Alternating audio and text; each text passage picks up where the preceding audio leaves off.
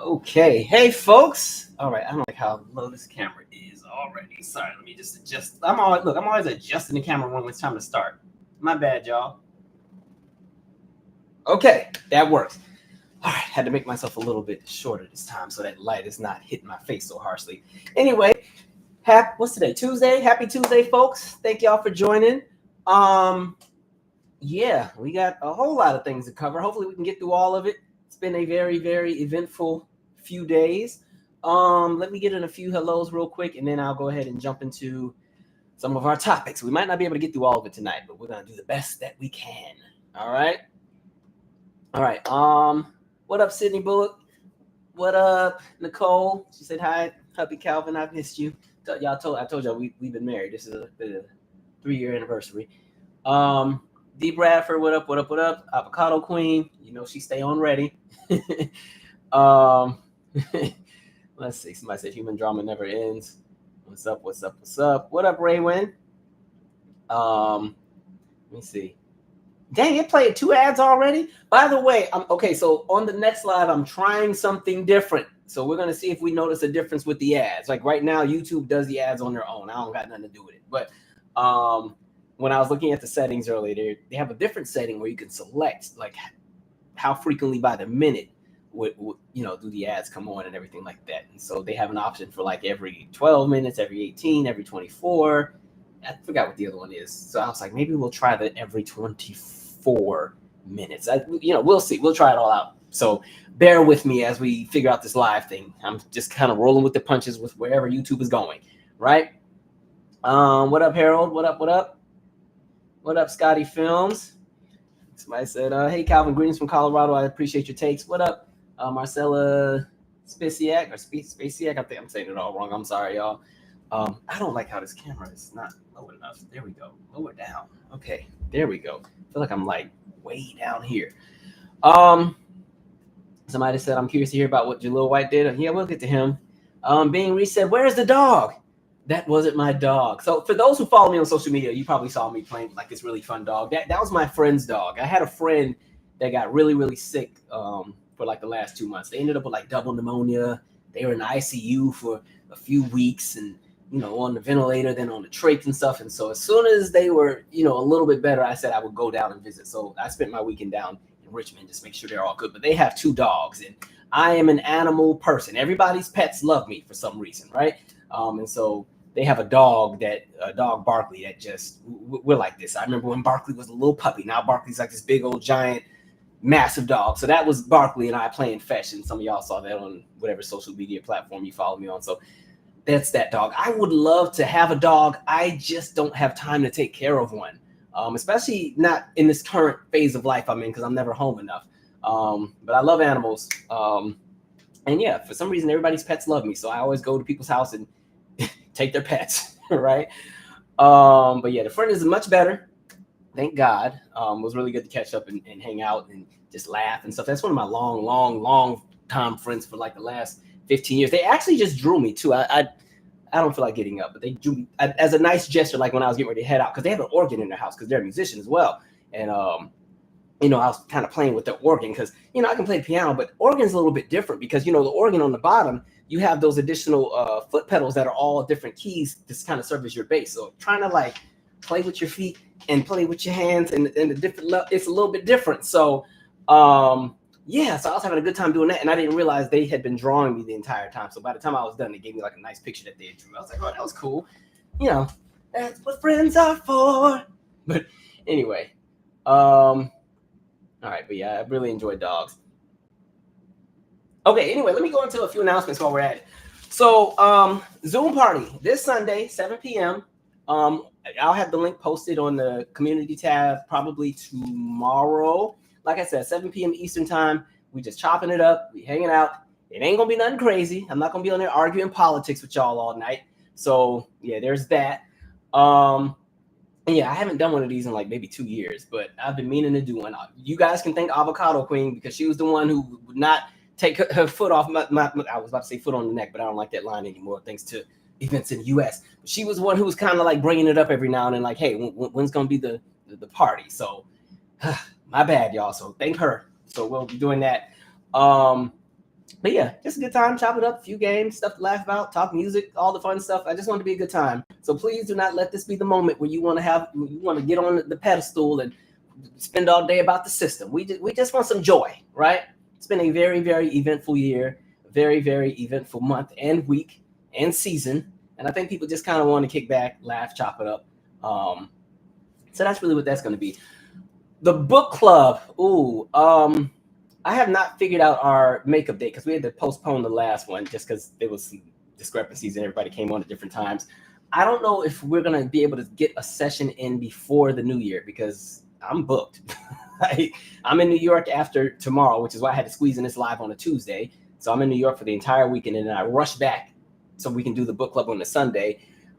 We might be able to squeeze something in within the next 2 weeks, but something else that you guys have all been begging for drops this month. So I'm just trying to make sure that I have it right and perfect. So I kind of want to dedicate all my time to get that out because I have been promising you all that since March and it is way overdue, right? That's the Songbird. Now, remember, and by the way, when that comes out, I don't want to hear no complaints about it being too long. Okay. I put my foot into that So What Happened episode. That's all I'll say. All right. Speaking of, see, here we go. Look, really caught now. When is the Mariah So What Happening video coming? That's exactly what I was talking about. It comes out this month. So yeah, I don't want to hear no complaining about how long it is when it comes out because I put my foot in it, right? That one there. Lots of research. I'm tired of editing and cutting and recutting, but I want to make sure that it was done right. Thank you, Eugenia Gomes. Thank you. Okay. One last thing. I got a chance, which I'm a little mad about. There was I said I wouldn't do any more concerts this year. I said I had spent enough money. Concerts were done. I still ended up going to one. So Tweet was here and Mariah Carey was here, but they were here on the same night. So I had a choice to make. And as much as I enjoy Mariah Carey, I wanted to go to the Tweet show. So I went to the Tweet show.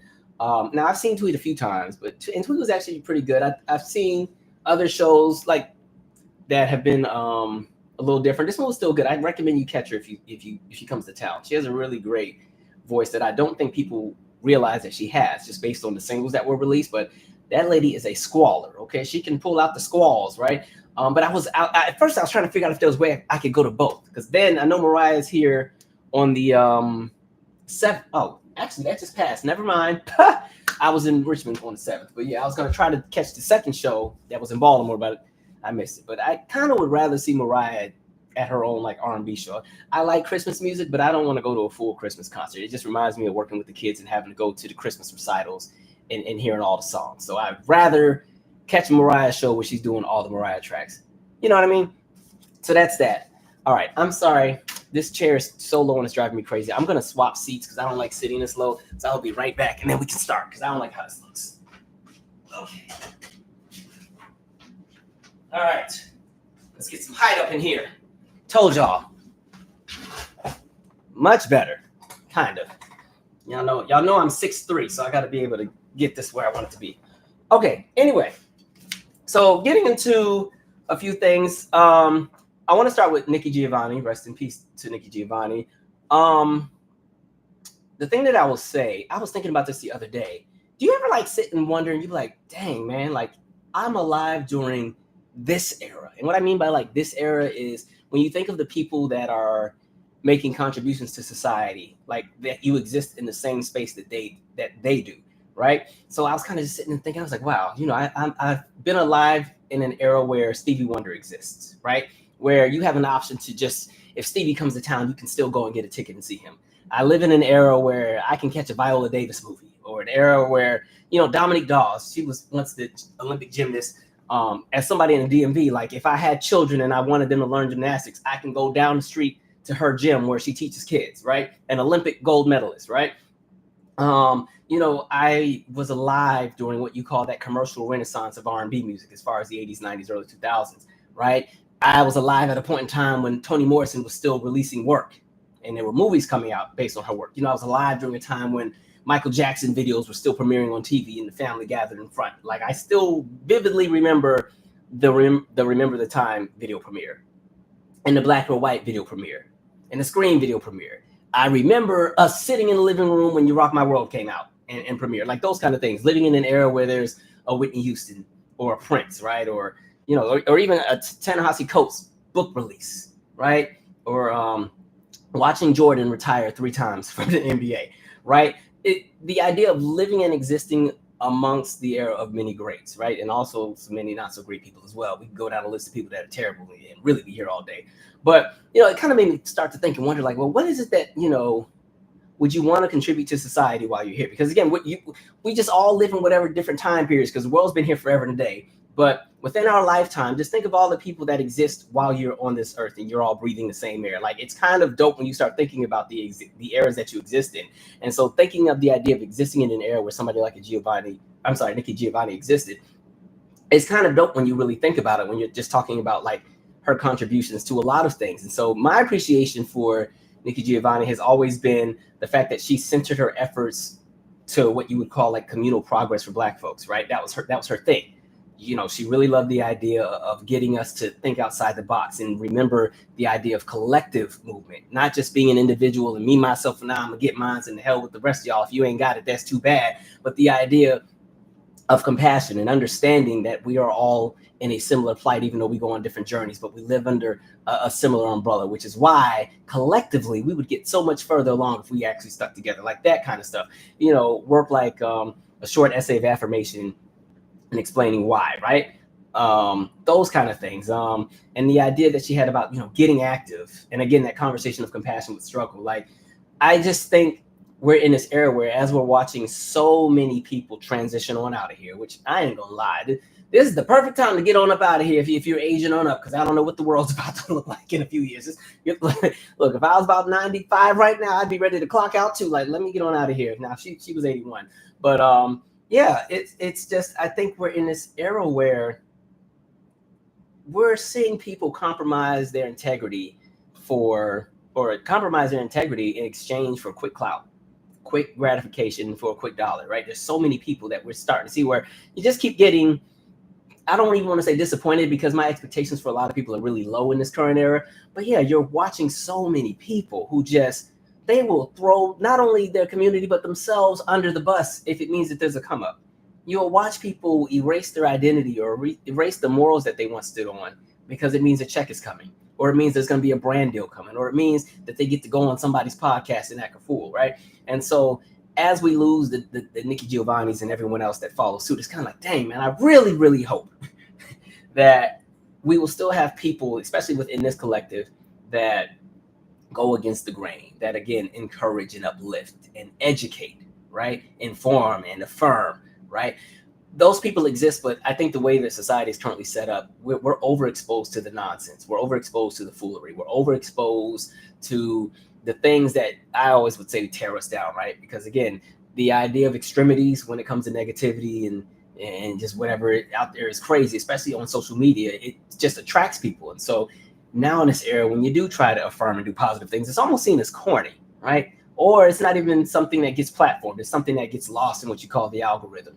And so for like a Nikki Giovanni, I just pray that, the work does not go unnoticed as generations pass on. And that's why I spent a minute thinking about like this era that we're living in, because, 300-400 years from now, who's to say that the people that we admire or celebrate and lift up right now, who's to say that the world will know who they are in 300 or 400 years as all of us transition out and there's a next phase of life for whoever comes after us, some generations down the line. Like, think about the fact that most of us, when we're talking about, my phone is always blowing up, when we're talking about even our family members, right?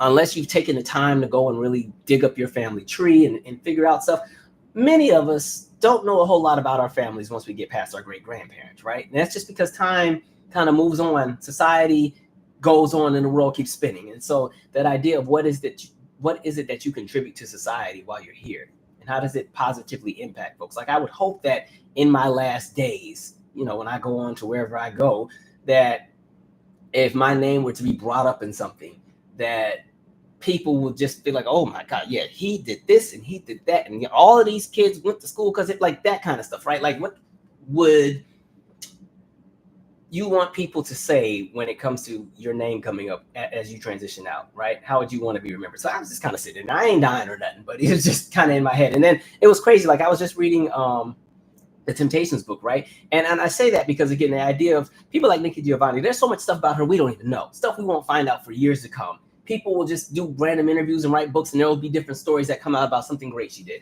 So going back to the Temptations book, like as I was finishing the book, which I should have added to the book club, it was a great read.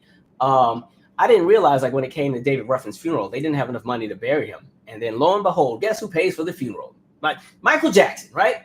Again, the idea of like things that most of the time you had no idea about, just because people were always just doing things out of the kindness of their heart, not because they wanted praise for it, but because they just felt like, okay, these are the people that inspired or motivated me coming up. I want to make sure I do right by them as they transition out, right? So I'm kind of just in that space at the moment. Sorry if I sound real corny, but don't worry, the energy is about to shift as we talk about this United Healthcare CEO and Mr. Luigi. I'm gonna pause right there and read some comments, and then we will jump into some of these stories. God bless us. No, I'm not 6'3", y'all. I'm just playing. I wish I was 6'3". I just be lying. No, I'm like 5'8". Ain't nobody 6'3". Now, my daddy was 6'1", but my mother's genetics messed that up because she was only 5 feet tall. So I got long arms, long legs, and long feet, but I ain't got no height. Size 12 shoe with a 5'8" body. Let me see here.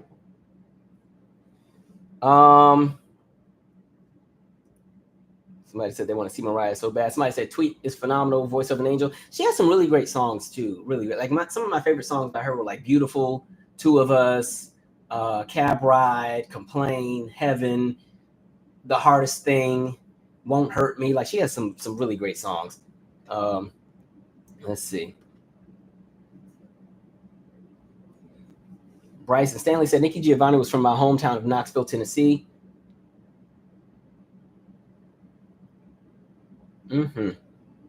Oh, y'all laughing at my 6'3". I could have been serious. See, y'all, this is online bullying, right? Let me be great. I look kind of tall in the music video. I made sure my dancers weren't tall. Well, one of them was way taller than me, but I made sure when we did the spacing, you stand way back there because you ain't about to make me look short. And then one of the two of the dancers were taller than me. Bam and Alexis were both taller than me, so we had to do that blocking to make me look like I had some height. Let's see. Oh, I just saw this down with the click. I didn't even know it existed, but I saw it came out in 2023. Her documentary on Max is really good. So I'm going to definitely check that out. Thank you for reminding me. The Order of the Beast said, I'm saddened to hear the passing of Nikki Giovanni. I got a chance to meet her. She started a jazz group too, right?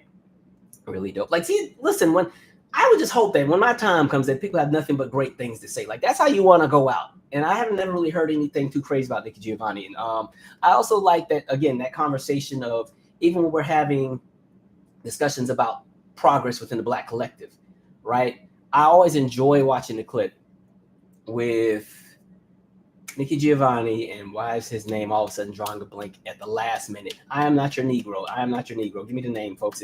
I'm drawing a blank at the moment. But that debate they have about the support between men and women. Why is the name? Why am I drawing a blank right now? Y'all know who I'm talking about. Let me scroll to the bottom of the chat. Jesus, I'm Not Your Negro is the James Baldwin. Thank you. I don't know what's going on.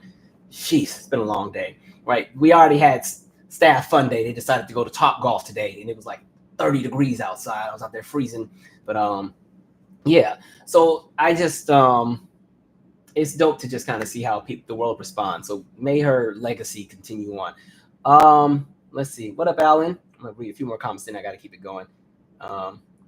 Somebody said we're overexposed to people who are doing wrong. I totally agree. Kareem Gatlin said, for me, it stops at grandmom on my mom's side. I'm just now starting to get some of the loop with my maternal side because me and my cousin Tiffany, you guys, some of you have met her before. She came on a live a few times and used to sing way back when on the channel sometimes, sing for y'all. But like, she's been kind of the one spearheading that side, but we cannot get past 1890. Like, and 1890 is when my great grandfather was born, Calvin, which is where my middle name comes from. That's as far back as we can go at the moment. So it's been a little stressful trying to get the rest, but we'll figure it out. On my dad's side, as far as his paternal side, thank God for my grandfather giving me that oral history. Like he just started talking and I just turned on the voice note and just hit record, get as much as I can out of him, and as I do my own research. And then my Uncle Patrick has been kind of giving me some of the rundown too. Let's see. Somebody said death puts so much of that into perspective. Mm-hmm.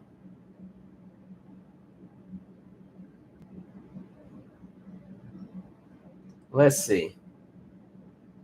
Calvin, you're 32, right? You're so young. I'm 23, and you're younger than my siblings.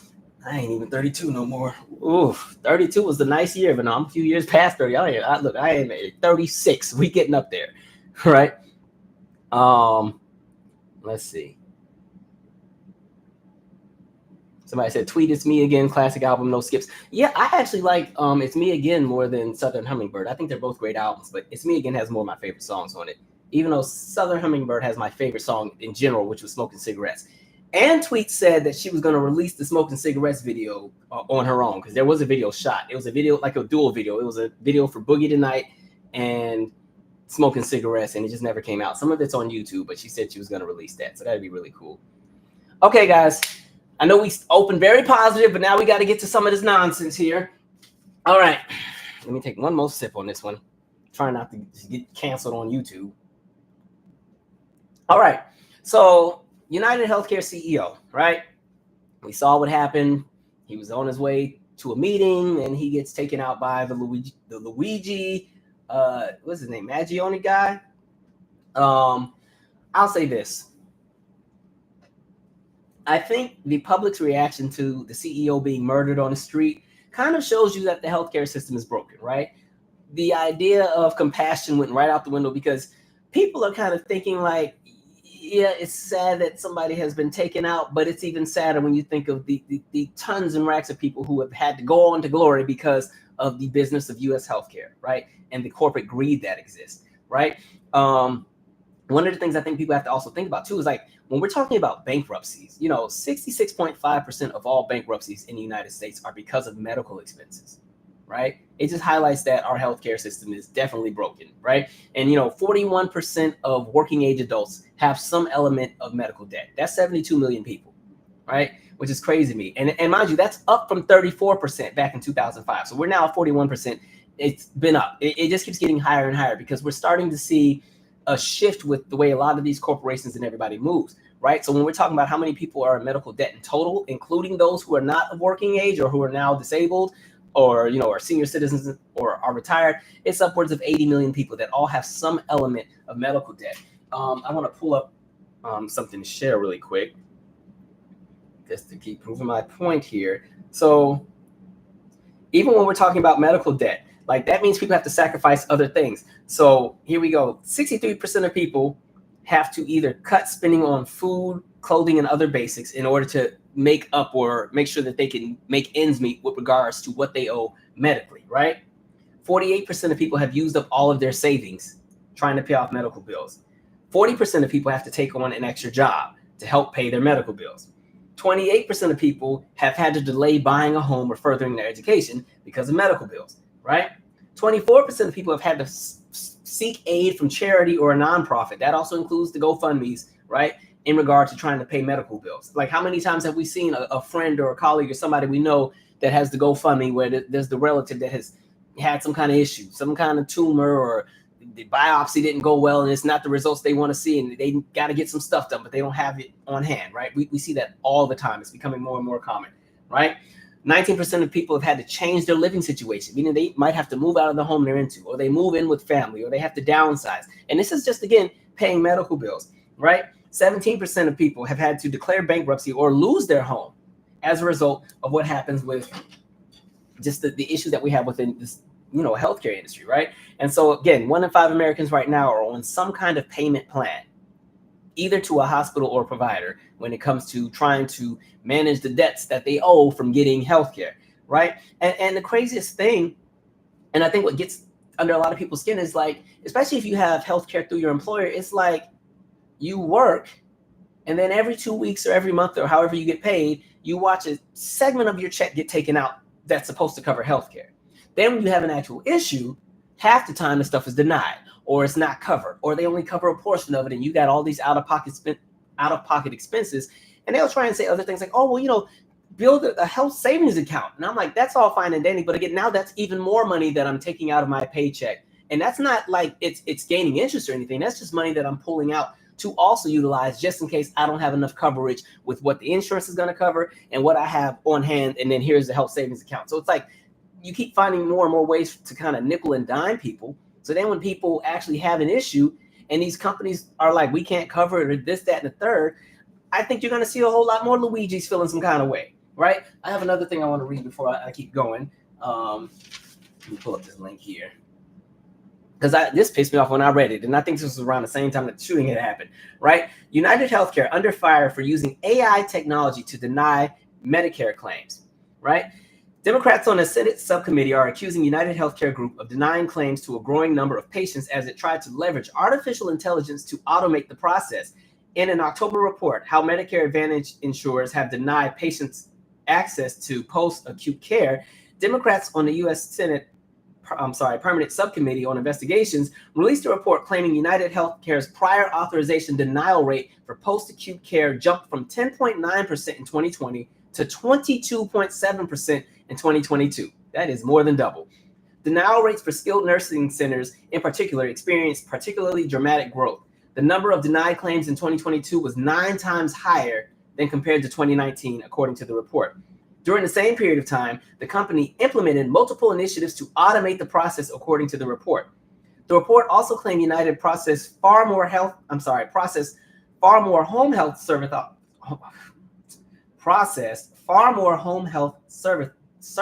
I got a list that I didn't know I had until a few weeks ago. Service authorizations for Medicare Advantage members during this period, underscoring concerns about insurers rejecting placements in post-acute care facilities in favor of less costly alternatives, the report said. Fox Business reached out to United for comment.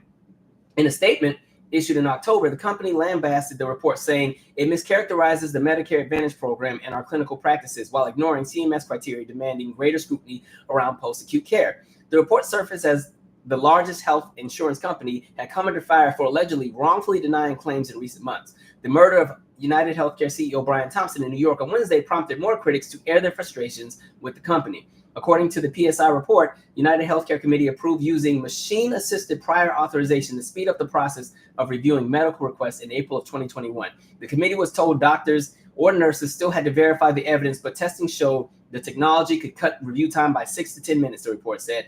United Healthcare tested a new ACE auto authorization model in early 2021, and internal meeting notes revealed that it produced faster handle times for cases. But there was also an increase in the number of cases that were denied due to the system catching errors that were missed in the original review, according to the report. The report said the committee voted to approve the model at a meeting a month later. In December 2022, a United Healthcare group explored how to use AI and machine learning to predict which denials of post-acute care cases were likely to be appealed and which of those appeals were likely to be overturned. Nearly a year later, in November 2023, the nation's largest insurance company was hit with a class action lawsuit accusing it and its subsidiary Navy Health of relying on a computer algorithm to systematically deny claims of Medicare beneficiaries in nursing homes that had struggled to recover from debilitating illnesses. I'm gonna stop there because it's a long article. But where have we kind of seen this before? Now, we've talked about the RealPage lawsuit, which is totally unrelated to healthcare. But again, that conversation of AI and algorithms to determine how much people need to pay. Right now, you have the big, massive lawsuit with RealPage that's pretty much screwed over the entire renting system within the United States when it comes to housing, right? We're starting to see the same pattern. And I think that the crazy part about it is you're starting to see that the end goal is more so about maximizing profits and not actually handling with care the needs of actual people, right? And it makes you even think back to what we saw with Blue Cross Blue Shield. Now, they ended up backtracking and changing their minds. I don't know if they saw what happened to Brian and was like, okay, we did too much. But remember, Blue Cross Blue Shield initially had just said that they were going to start limiting how much they cover when it comes to the administering of anesthesia, right? They're going to say from now on, say you do a surgery that's supposed to be 5 hours, but the surgery runs over and it really becomes 18. They were only going to cover that 5 hours of anesthesia. Everything else afterwards, the other 13 hours, you would have to pay out of pocket. That was the initial plan that they had announced. And I'm sitting here thinking, like, how do we even get to a point where that becomes a thought, right? All of this crap is expensive. Most Americans are already in debt for a bunch of things, whether it's medical debt, whether it's debt from college and education, whether it's debt from housing and other different purchases or credit card debt. And then the idea of thinking, oh, well, I'm sure they can also afford anesthesia. Let's just drop that too, right?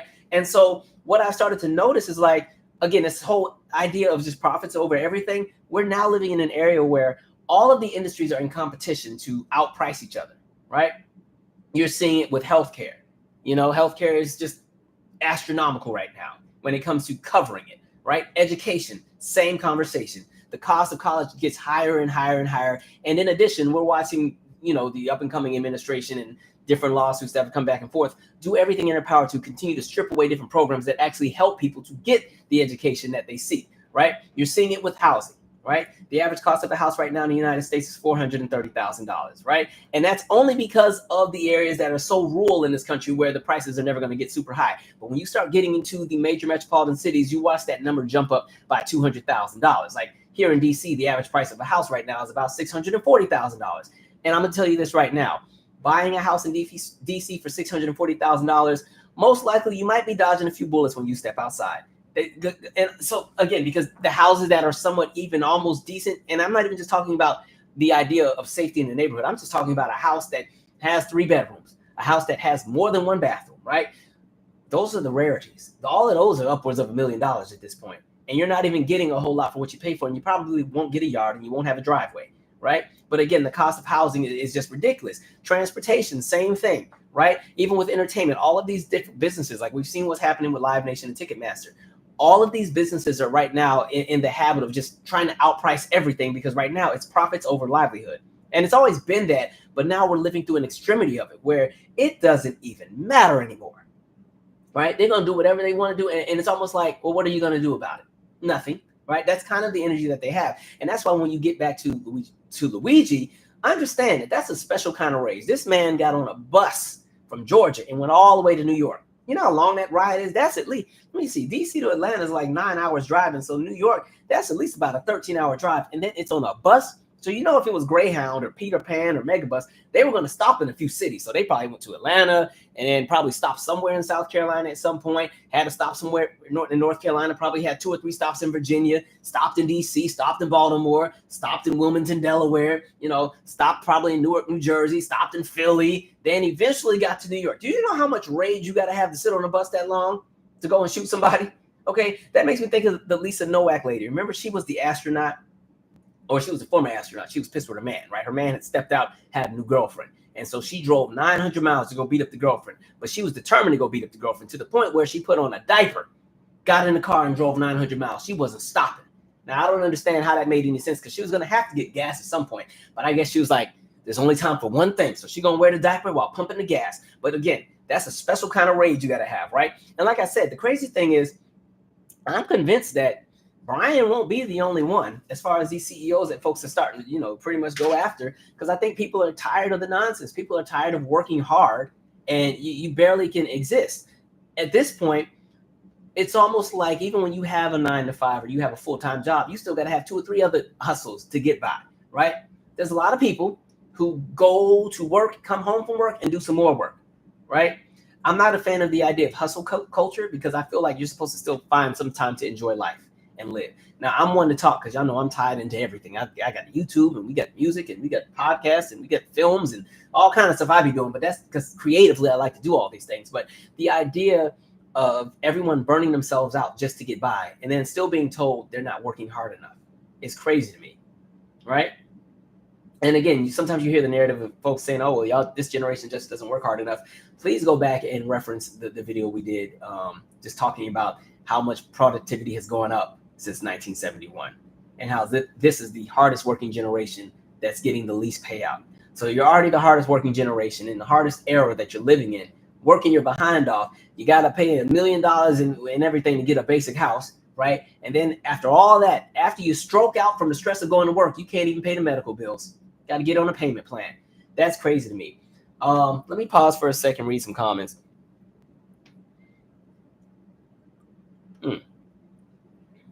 I said, it's crazy when everybody's rooting for the shooter.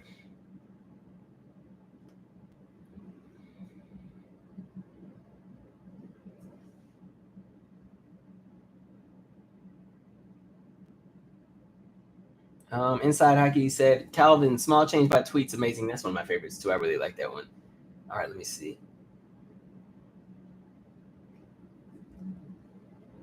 Trying to get closer to this segment we were just talking about, so I can keep it flying here.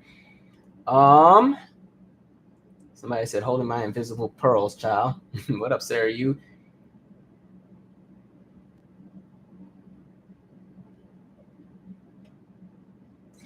Ellen said, "I work in healthcare and I understand why Luigi did what he did. Healthcare in the U.S. is corrupt as hell. And mind you, we're the only country that goes through this where you have people going through so many medical bankruptcies just because other countries have better systems than we do. And for the United States to be as great as it always wants to parade itself to be, it's crazy how we're just, at this point, American, well, not, I feel like if you watch this channel, you don't follow this conversation. But I feel like a lot of Americans are just blinded by the idea of American exceptionalism. And we let American exceptionalism blind, not we and us, but I'm just speaking in general, but we let American exceptionalism blind us to the reality of what is, right? So no matter how terrible things are, people love to latch on, but at least we're in America.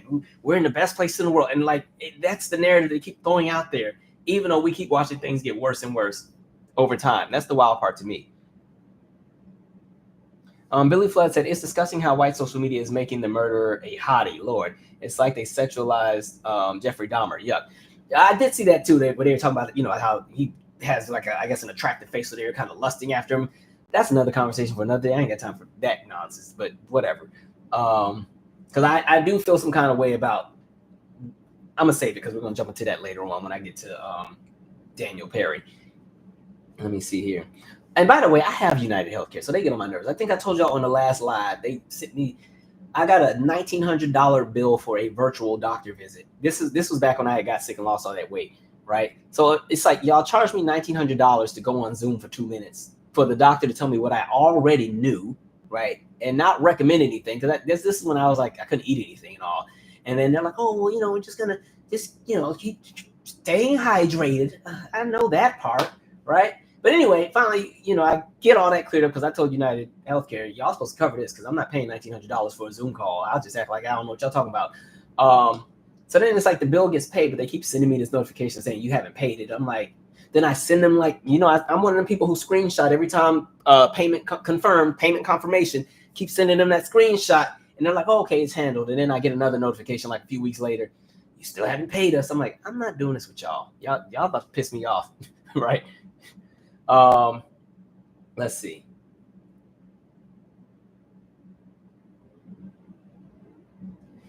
Inside Hickey Life 323 said, "I think the U.S. is finally paying attention to how they handle things overseas. They snatch their leaders out into the streets and handle business. I think we just started paying attention." I mean, yeah, you see that go down in some other countries. I gotta be careful in here, y'all. I'm not trying to get yanked off of YouTube, but yeah. Let's see. Somebody said right now they take like 100 to 300 per paycheck for a premium. Oh, and don't get me started on dental care, right? I'm so annoyed that I'm paying the highest possible price you can pay for like the dental coverage, and that crap doesn't cover anything, right? It covers a cleaning, right? And maybe a filling or two. But don't let you have to get some actual work or something done if that doesn't cover anything. I specifically remember, like, I've had to change dentists 2 or 3 times because then you also have the dentists that be trying to screw you over. And I had one that kept trying to tell me I had really bad TMJ and I needed all this special treatment. And so when I was like, "Okay, well, what would y'all have to do?" And they're like, "Oh, we got to pull your wisdom teeth, and then we're going to give you braces, but not like Invisalign, like the real braces, right? And you'll do that for 6 months, and then we'll give you an orthotic that you'll wear for 18 months. And I'm like, "Okay, well, how much is all of this?" And I think the bill was like 13 or 14,000. And I'm like, "Well, how much does the insurance cover?" And like, "Oh, it doesn't cover any of it." I'm like, "What do you mean it doesn't cover any of it?" They're like, "Oh, this is all cosmetic." Fortunately, I've been to different dentists, and they're like, you don't have TMJ, your jaw and stuff is fine. So it's just like everybody playing in our faces. And they were saying that when I was still at the old job with the kids not making no money. So I was like, I really don't know where they think I'm about to come up with this from. Man. Let's see here.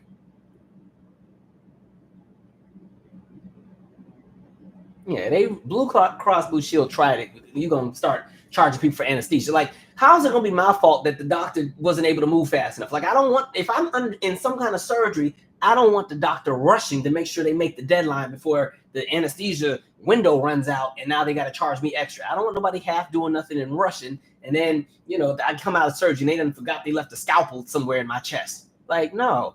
Like, get out of here. Man. What up, Marlon Henderson? Let's see. What did you say here?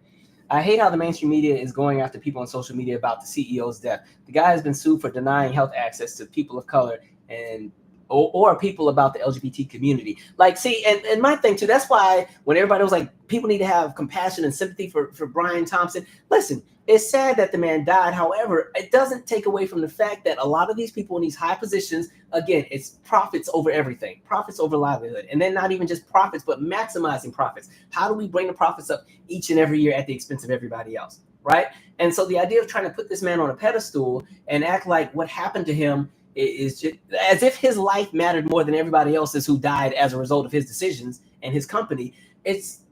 I'm just looking at people real sideways here. Like, it's interesting to see where people pick and choose to jump on the moral discipleship.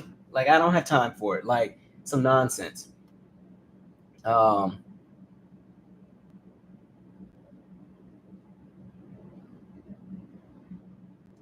Andy Johnson said she wore Pampers there. Like, that's wild. That lady really had a pack of Pampers, or it might have been Depends, I'm sure. I don't think Pampers would be her size, but you know, they got Depends for the size of the adults. She really had some Depends in the back seat. I just know that car was smelling. And you know, she got to stop and get food too. You know, at some point you're gonna stop and you're gonna stop at Wendy's at some point. So she in there smelling, eating fries. Okay, and I know by the time she got like 700 miles in, gosh, imagine, the smell in the car was going to get worse the more she drove. And I feel like she was probably so crazy, she probably drove in silence, didn't even have no music on, just listening to rage. Woo! Let's see.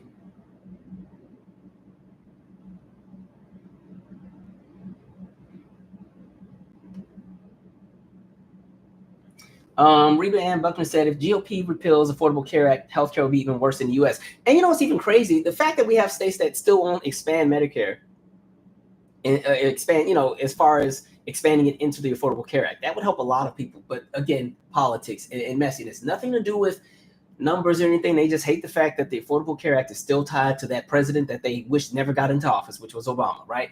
You have people who literally run this country, run their states, run their districts, not because of what they feel is best for the people, but they're running and moving through the lens of their ego. You got to give it to them. You got to own the other side. Like, it's a bunch of stupid people in power. Very stupid. Stupid. And then what's crazy, the Luigi guy comes from money. He got ties to like a billionaire family. So I'm like, it's bad when rich kids are pissed off. Like, man. Wild. All right, we got to keep it moving, y'all.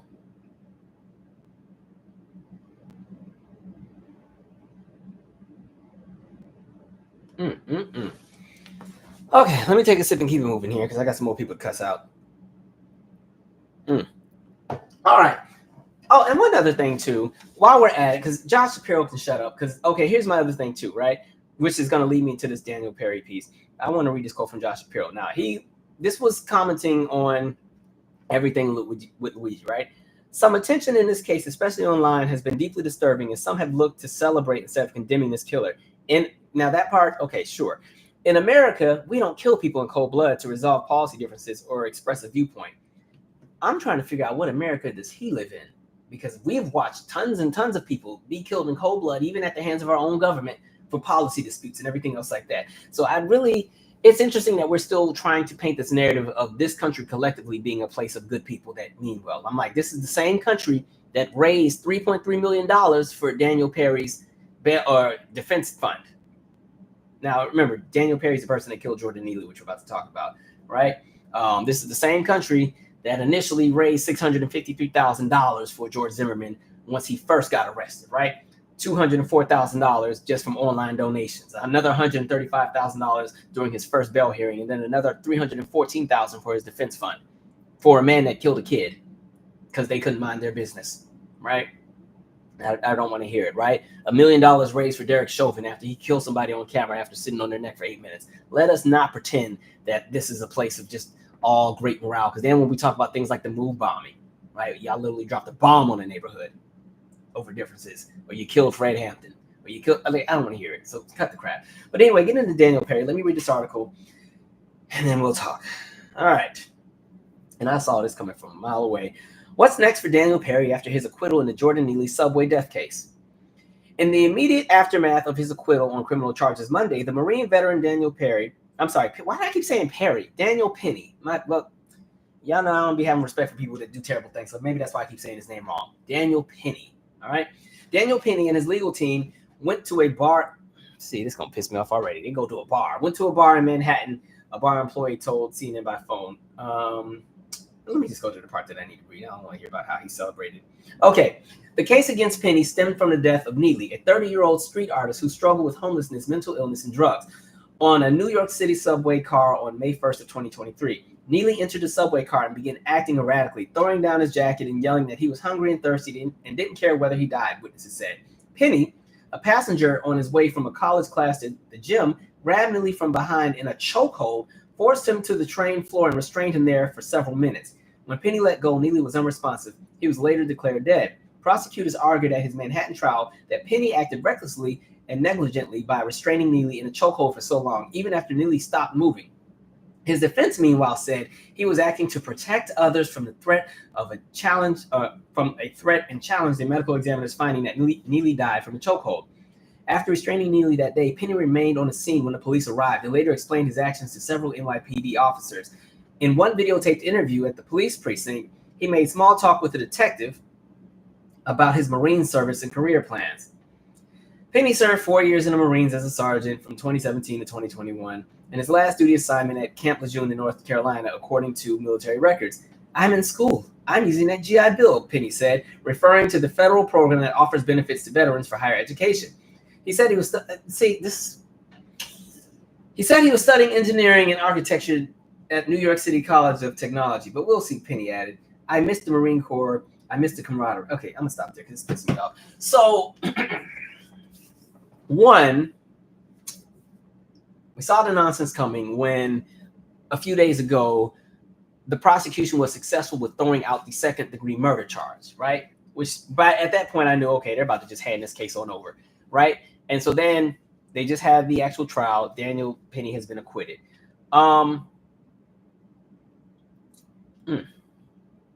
What is interesting to me, with every article that I read or researched, everyone painted Daniel to be a hero. They painted Daniel to be someone who came to save the day. That whole idea of the vigilante, right? Even J.D. Vance, our future vice president that will be in office next month, posted, thank God justice was served, right?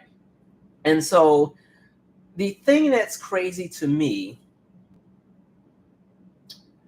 Jordan Neely never threatened anyone, never touched anyone. He just was somebody who was having his moment on the train. If you're somebody who lives in an area where you get on the subway or the bus, there's always a person or two that does a whole lot. And as somebody who lives in the city, you learn to just mind your business. And sometimes if they get a little too out of pocket, you move to a different side of the bus or, so on and so forth. Most of the time, these people aren't bothering anybody. They are living in their own world, doing whatever they do.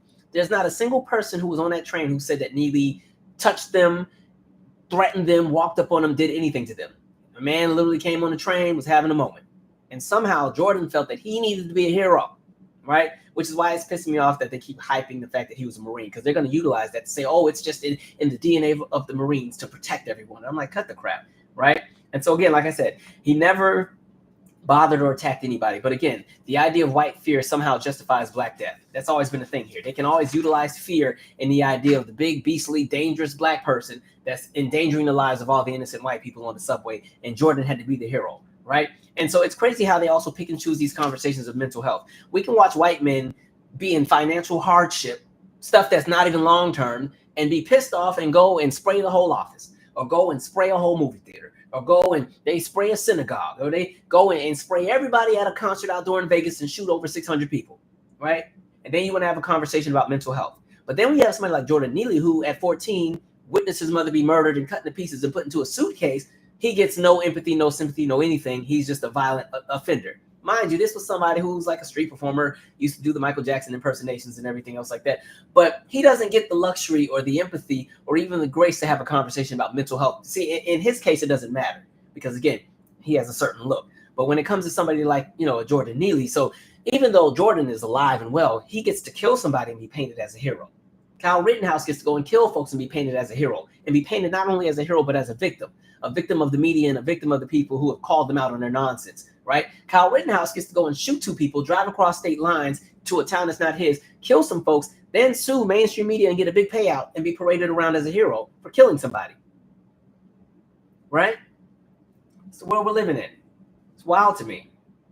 And I just... The scary part is you're going to see more of this, especially in this current era where we're living in now, where a lot of what I call the worst of the worst when it comes to different people within society have been enabled by this, because we're starting to watch more and more people not be held accountable in these moments. I think you're going to see a lot more people working and fighting as vigilantes to do things. Like, even think about the election where you had bomb threats at some of the polling stations, right? You had people with weapons standing outside the polling stations. I'm like, what is that supposed to do? Like, what are we doing here? You have too many, especially white folks, who think that they own the means of operation within the United States. They own how everybody's supposed to move. They can take it amongst themselves to determine when they get to use lethal force against somebody else. This is why these are the folks that are always talking about we're making a citizen's arrest and everything, but it's always towards people that look like us, which is wild to me. And so again, Jordan Neely gets crucified in the media and on social media and by the general public. They try to paint him to be a violent drug abuser. Even that article that I read, they said, he was acting erratically and he had mental health issues and drug issues. And they had all that going, right? They'll paint all that in the picture. But yet again, Jordan, who should have been minding his business, decides, I'm going to be a hero and I'm going to bring this man down into a chokehold and sit on him all day till he dies. And somehow that's normalized. And then on top of that, you bring up the conversation about him being in the Marines as if that's the icing on the cake to justify it all. I'm not trying to go against anybody in the military, but I've seen some of the stories that have come out of what some of these people that are serving the country do when they get overseas. This is not and this is not an indictment on everybody that's in the military, but we've seen the stories of people who go in and do a bunch of terrible things and sometimes use the idea of being in the armed forces as justification for why they're able to do it. Go and look into some of the war crimes that are out there. That's another conversation in itself, right? And so, unfortunately, you're going to see that same pattern because, again, we saw the same cycle with Jordan Neely that we saw with Trayvon Martin, with Jordan Davis, with Tamir Rice, with Terrence Crutcher, Philando Castile. It's the same thing. The atrocity takes place. We find out about it. A lot of times it's on video these days, or you hear the 911 audio, and you're literally watching everything that took place. But whiteness is so strong in this country, folks will find a way to twist and somehow make the violent aggressor become the victim, because they're going to terrorize and repaint the actual person that's either no longer living or is in some kind of really physically bad space after being injured, paint them to be some kind of villain, right? So even with Mike Brown, remember the narrative was, we shot him a few times and he just kept walking because he was like the Hulk. He was just so strong. All right, and so here's this officer that's afraid, right? With George Floyd. What did they do? We watched this officer sit on this man's neck for 8 minutes. We watched the man say he couldn't breathe. We watched the man literally stop moving. And what was the narrative they all tried to paint? It was the drugs in the system. And somebody like a Candace Owens made a whole documentary about it, doing everything in her power to try to say that George Floyd got what he deserved. That's why I still don't know why some of y'all have jumped on the Candace Owens bandwagon out of nowhere. I don't care if she makes sense 2 times out of the week. She's still on the wrong side of history. And I'm sorry, I don't trust anybody who breaks their neck to constantly tear down Black people collectively, all for the praises of white folks. Here's my thing when it comes to just anybody talking about Black anything. If the majority of your audience is white, I don't trust you. Sorry. That's how I feel. All right. That goes for some of these other folks who have really been aligning with a lot of white nationalist viewpoints and everything, and then try to pass it off as being pro-Black. Play with somebody else. Let me take a break, read some comments here. Like, man. There's another person I really want to call out, but I'm not going to be messy tonight. All right.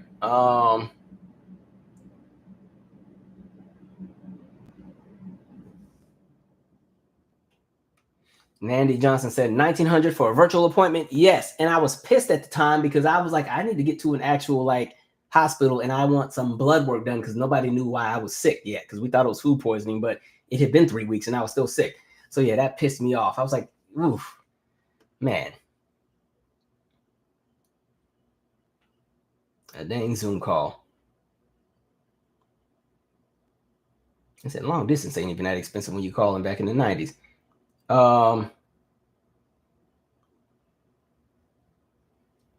Somebody said those MFers were gonna pull your teeth. Well, I still got my wisdom teeth taken out anyway. Over time, they were starting to bother me. But yeah, that dentist was on some nonsense. That was some profits.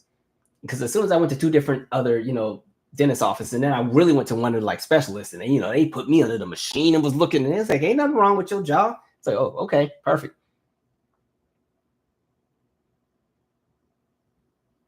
An ad popped up while you were talking. I missed what you said. Did you end up paying that $1,900? Because they will come after you if you don't.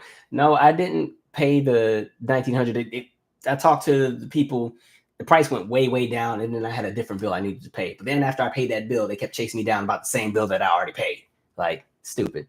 Yeah, they will chase you down. They have no problem trying to send you to collections over some nonsense. Like, y'all get out my face with that. Kay on YouTube said, but that's not cosmetic. TMJ is an actual medical issue and debilitating for some. I think the challenges in the dental world, they're like half and half with the conversation around TMJ. Some recognize it as an issue and some don't. And then when you talk about medical providers, as far as like insurance, it gets even more sketchy. Because I'm not sure. I'd need somebody who's like in the dentistry side to really talk about like the actual treatments for TMJ. What constitutes as like qualifying with health care, because at least for the solution they gave me, they were like, none of that is recognized, so that I would have had to pay all that out of pocket. I was like, I'm good on that. All right, let's see.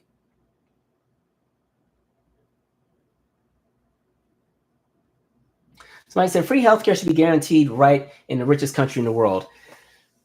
There's a lot of things they should be doing in this country, but Americans collectively just continue to be stupid. Not really. Y'all know who I'm talking about when I say that too, but you just keep putting the same nonsense right back in. And what's going to be so annoying is we'll be on a journey for the next 4 years. And then, depending on who gets in office after that, they got to clean up all the nonsense. So we just keep moving in this same circle. And it's crazy because I'm like, the older you get, the more you start to realize you're just living in this same cycle.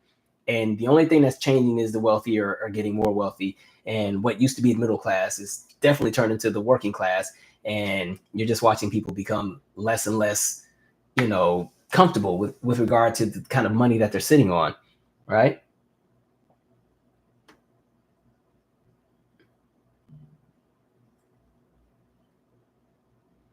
Let's see here.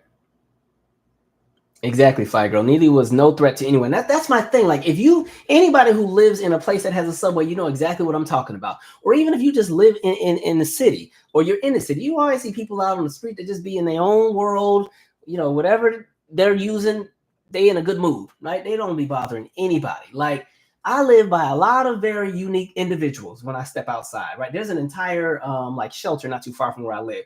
And all of those people mind their business. They might be giving a full benefit concert at 2 a.m. on the sidewalk, and they aren't hurting anybody, right? And you just learn to let people live in the space that they live in, especially if they're not bothering anybody. But see, the idea is, I think for a lot of folks, they see that as a threat because it's something that some of these people don't quite understand. And so when you add that plus the idea of blackness in, it's scary. It needs to be obliterated, right? Even with the way that the cities kind of manage people who are homeless, right? How, they'll have the encampments and everything. And then next thing you know, here come the dang construction vehicles, and they got the what's those things that pick up everything and scoop up everything, just scooping up the tents, dropping them in the trucks and stuff. Like, it's just a wild time, crazy time we're living in. I said, y'all want to talk about mental health all night and day, and then somebody who witnesses their mother get killed, right? They get no empathy. Like, that kid has never been the same since he was 14.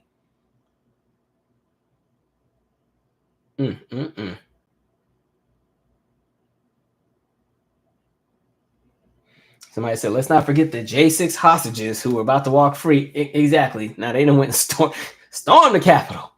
They're all about to get off. Have a great time. Some of them will probably be in the administration. Have fun, folks. All right.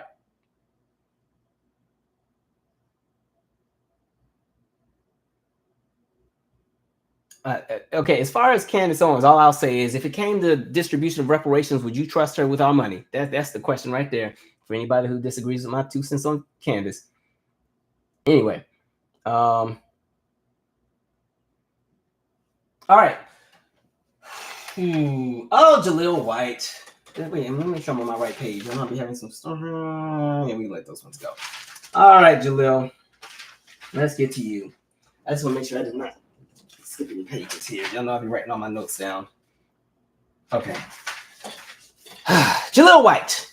So what's crazy is, I don't understand why some of these celebs go on these press tours and then just start talking too much, because they always mess up. Like you have some celebrities that you put in a space where you're kind of like, yeah, they all right with me. Like I'm in an era in life where I'm really, really not tied to any celebrities. I have my favorite celebrities, but I have no expectations of them, because a lot of times they will find a way to disappoint me at some point. So when it comes to celeb culture, I'm not locked in. I pay attention, I'm entertained, but it stops there.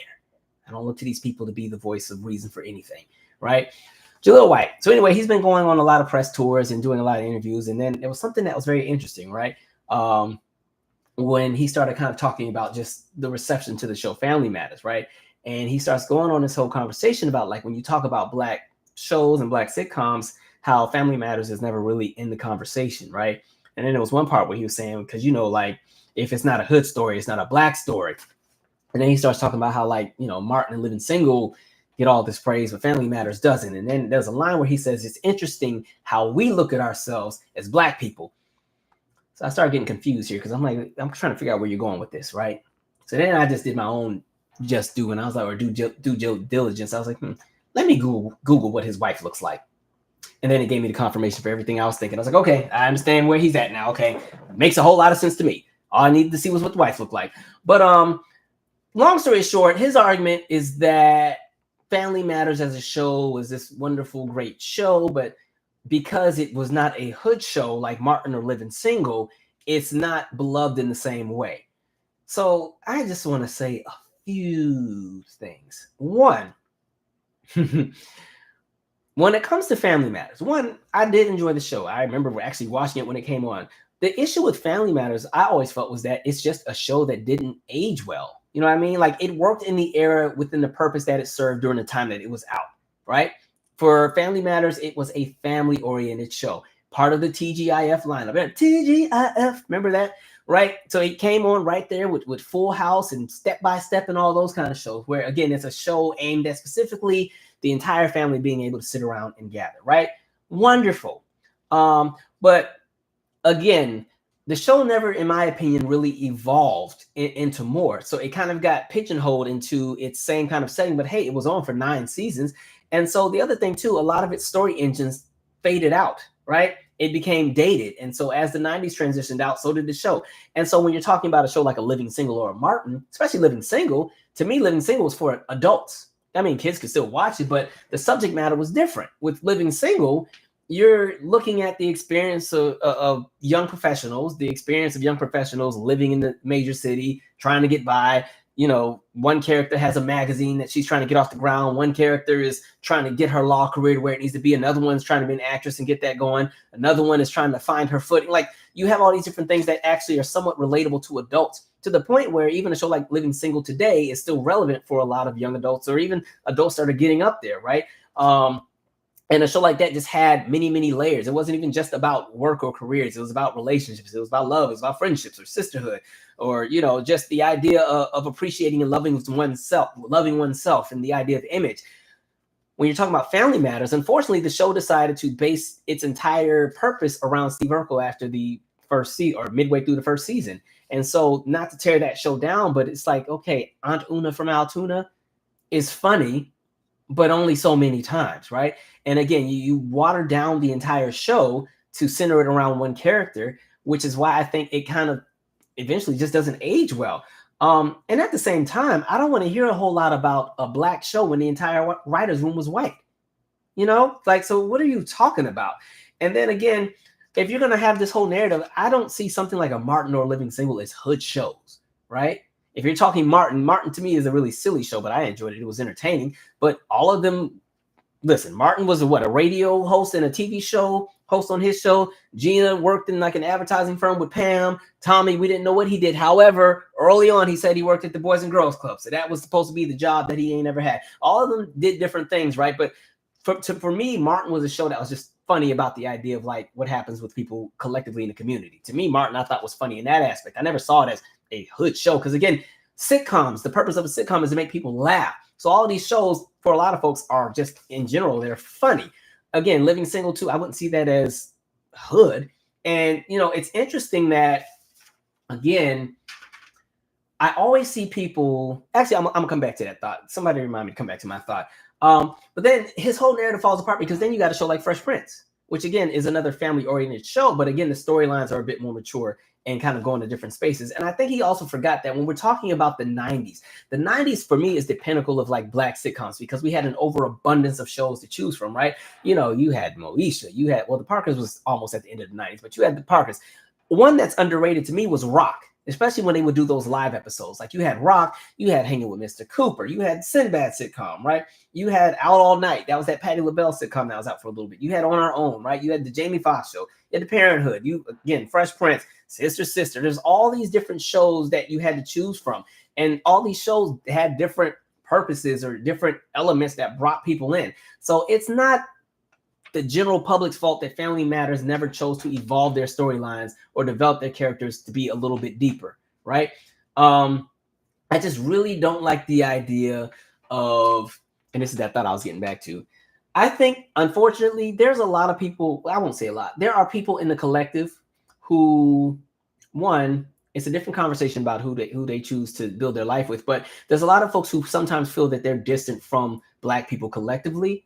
And then they use that as a justification to kind of start spewing out anti-Black talking points, but very subtle, right? And it's always painted in a way where all of us are just stupid and they're the one that is enlightened. And it's just sad how we have to observe and look at ourselves and blah, blah, blah, blah, blah. And it's like, sir, relax. It was a show. You had 9 seasons. And again, he even kind of, when he talks about the delineation, I feel like he even answers what the purpose of his show was. When he was having this conversation, he said, yeah, when they talk about the favorite Black shows, it's it's Living Single, it's blah, blah, blah, blah, blah. When they talk about favorite family shows, it's Family Matters. I'm like, that's the point. Family Matters to me, it's a Black sitcom, but it's just a family-oriented show for any audience, right?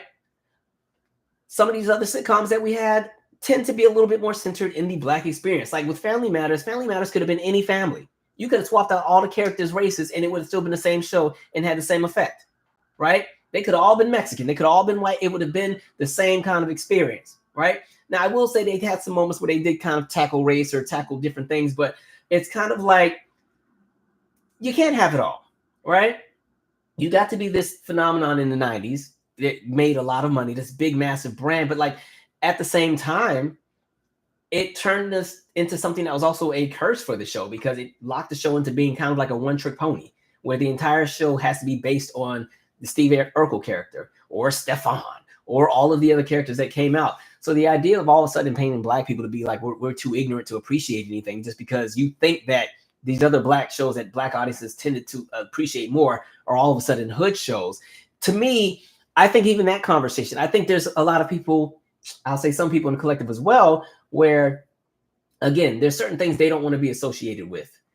And so when they throw out terms like hood or this, that, and the third, they paint it as a terrible thing. I want to say this. When it comes to the idea of people living in neighborhoods that may not be as affluent or coming from backgrounds that may not be as what society would deem as polished, there's nothing wrong with the people who come from those environments. If you want to have an issue with the system that creates a space where people have to live in those kind of environments. But at the same time, I think the issue is somebody like him, just for me looking from the outside in, I feel that he sees himself as above people that come from those demographics, which is why he would use that as a weapon against the other shows to try to paint it as if, you know, if it's not a hood show, it's not a Black show.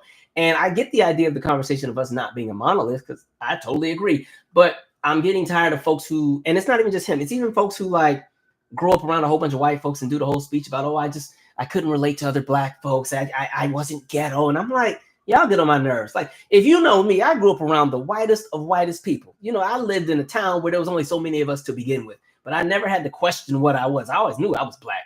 We were still in a Black household. We still did everything blackity black when we got in the house. So for me, it's irritating when people constantly try to use that as a justification to paint the entire Black collective as being less than, as if they're more cultured because they had an experience that was different. And then paint it as if like Black audiences don't know entertainment. Talking about it's interesting how we look at ourselves. Like, I'm lost here. Just understand that the show unfortunately aged in the way that it aged. Like even a show like In Living Color, I really enjoyed as a child, but when it comes on now, I'd be like, they got some shows, some bits are funny, but a lot of it, I'm like, minus the performances and the Fly Girls, I'm good on most of those skits, right? And that's just because with sketch comedy is only as good as the era in which it comes out of. Now there will be some gems that you can pull, but because the world evolves and society changes, sketch comedy is real time in the era that you're living in. So the only way to appreciate sketch comedy from 20 and 30 and 40 years ago is you have to be in the mindset of 20 and 30 and 40 years ago to appreciate the episodes. So if I watch like an episode of In Living Color, I have to literally go back to like 1992 and how the world was in order to really appreciate the humor versus living in 2024, 2025. So I don't know what he was talking about, but between him and Carlton from Fresh Prince, they know how to get on your nerves. Like I'm getting tired of folks who always have to somehow paint black folks to be ignorant because black folks aren't kissing their behind. Like what do you want us to do here? Okay, if we weren't pressed about the show, we weren't pressed about the show. It was cool for what it was. I enjoyed it as a kid, but again, it was a family-oriented show. As an adult, I like to watch things that are a little bit more relatable to my adult experience, right? I wasn't chasing after nobody named Laura all day and getting friend zoned every day. After a while, that storyline gets old, but whatever. Anyway, let's read some comments here. Like I said, all I did was Google what his wife looked like, and that's all I needed to know.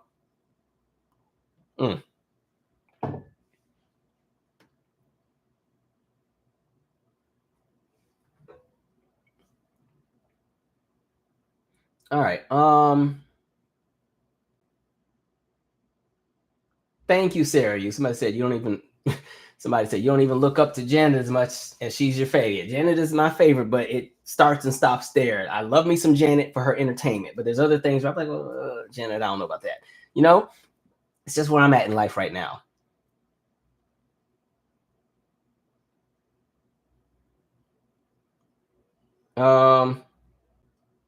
Somebody said the Cosby Show and the Jeffersons weren't hood shows, and I think that's a great example. Like the Cosby Show is a perfect example of, again, you have this upper middle class black family that's there, right? And the Cosby Show is a beloved show by a lot of folks. People love Claire Huxtable, right? So this idea of thinking that black audiences only watch one element of entertainment, I think is a foolish approach to say, right? And at this age that you're at, where at this point I'm not going to say he will never get work again, but because his character was so massive, sometimes people that play a certain character kind of get typecast and locked into that space. You're at the mercy of your legacy. So it would be a poor choice to tarnish it and piss off the very audience that put you on, right? Okay.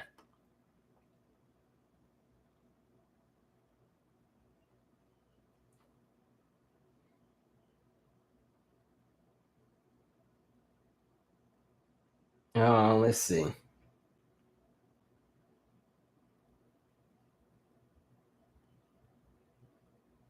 Somebody said Living Single and Martin are shows that age well because the content matter was fresh and people related to it. Like I said, some of those shows still, to me, are somewhat current. Like Martin, to me, is probably the silliest out of all the shows, but I think it's a show where, and some people do not like Martin at all, especially the Shanae character. Some people aren't having it, but I think with Martin, for me, it's one of those shows where you can just be silly and really laugh. I said that about the Parkers too, but like when I think of Martin, like I always say, like my friend Tanae, I always tell her that when things like fall apart in her life, her response is just like Gina from Martin. So it's always just the funniest thing. Like for me, with like Martin, that episode when she gets the boot on the car, right? But she doesn't want to tell Martin that she took all this money out to get the boot fixed. And so Martin somehow finds out, and he knows that Gina doesn't have the car. So he sends her to go and do all these crazy things, and like sends her to go get a wheelbarrow and a sack of potatoes and a water hole. Like that mess has me rolling every time I see it. And that's more so because that just reminds me of like the kind of friendship dynamic I have with Tanae, my friend from college, right? Or even like Living Single. Like the episode with CeCe Winans is one of my favorites because it reminds me of when I was a choir director and the nonsense that you dealt with people and their egos and folks wanting to fight over solos. Like all of that stuff is relative. And I'll say Family Matters has such an episode. There's the episode where Rachel kicked Steve out of the choir because he couldn't sing, right? So, I mean, the show has what it has. I think the show worked in the era that it existed in, but it's just, some of those 90s sitcoms, especially like TGIF, were so whimsical. They don't fit in this current dark world we live in, right? It's just almost unrealistic, unfortunately. And I think it sucks because I'm like, Jaleel, now you setting your show to get fried up, because I still think, as far as the cast on the show, I thought the cast was all great. I think the show still has, its warm elements. It's still a feel-good show. It's just not a favorite, at least for some people. Some people may love it, but I don't know where he was going with that. Sometimes you don't gotta open your mouth on everything. You're gonna sit here and downplay all the other black shows to try to push up yours, and y'all don't even have no black people in the writers' room. Play with somebody else.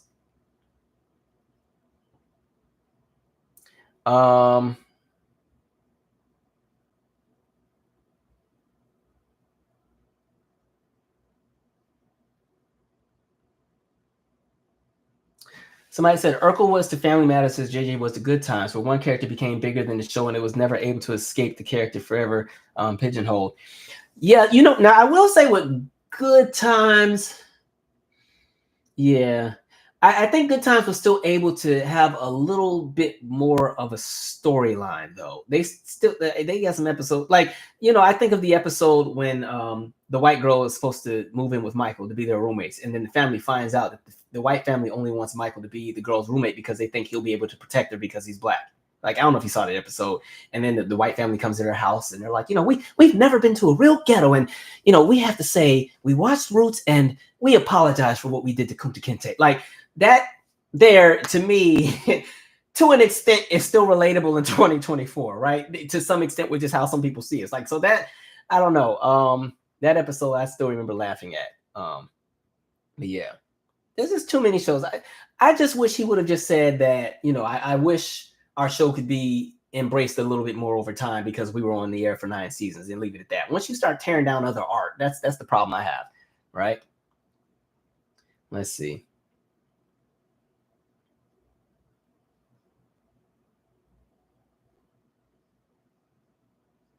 And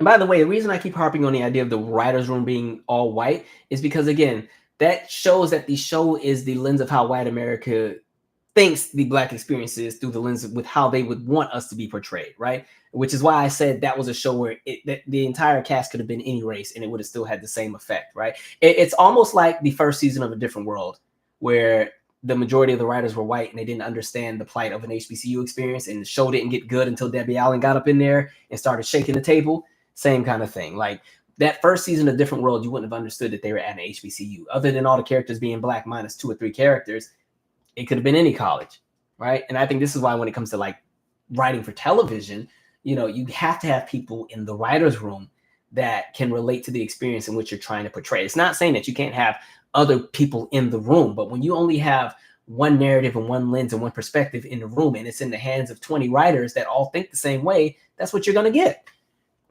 All right. Okay.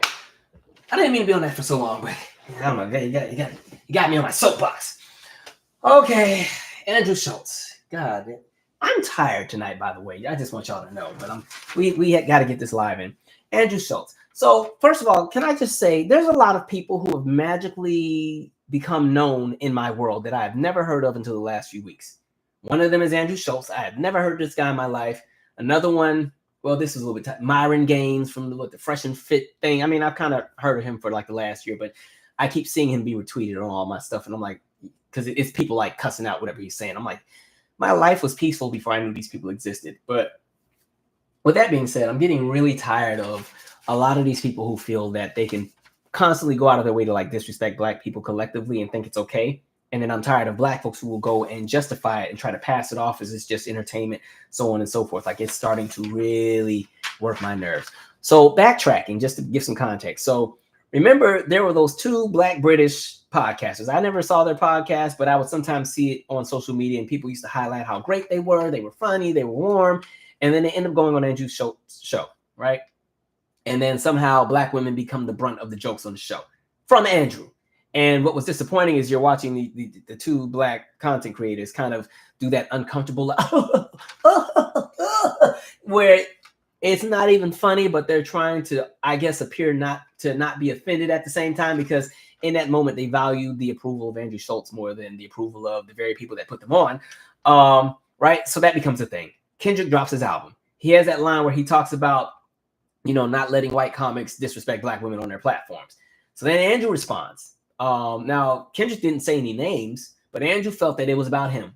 So Andrew starts going on his whole rant about Kendrick, and he had this whole weird conversation about how he almost literally wanted to sexually assault Kendrick. And to me, that was a conversation of just that whole idea of like white male dominance. The idea of Kendrick Lamar being a smaller frame person, Andrew being a bigger frame, than the idea of almost buck breaking. That's how I see that, right?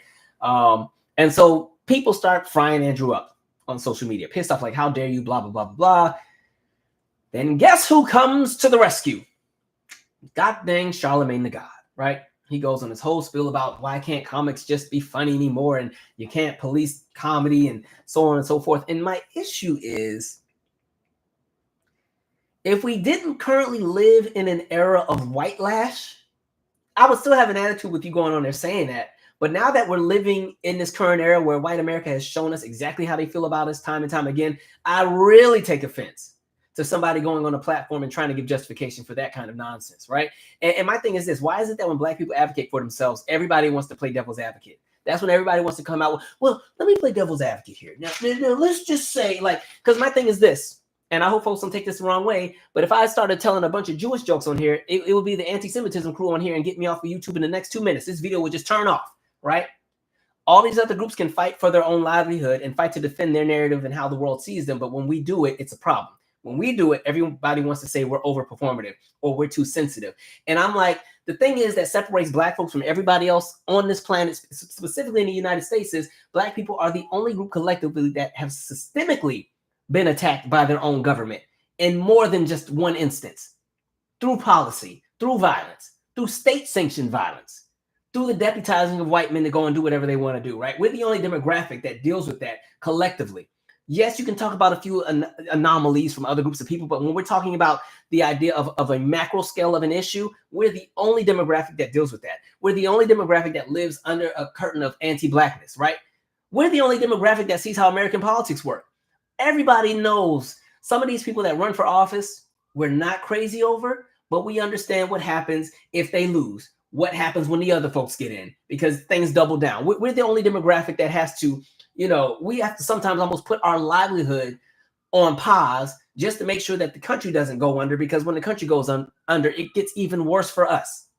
And so when people always want to play devil's advocate, when black folks are pissed off at somebody that's done something that's offensive to us collectively, I always give a strong side eye. And for somebody like a Charlemagne the God, who has spent the last few months going on all these news platforms and somehow speaking about black politics, which I don't know why he's been elected the person to do so, because he doesn't have the range for a lot of these conversations. And he's someone who also likes to play devil's advocate. And he's somebody who also likes a check.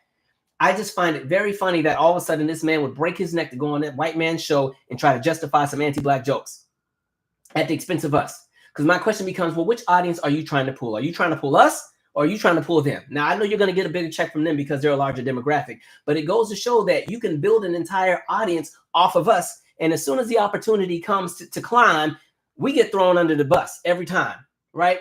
It's interesting that folks will talk all this super black stuff, and as soon as they get in a room with some white folks, then they start easing up on the blackness conversation. Now everything, it's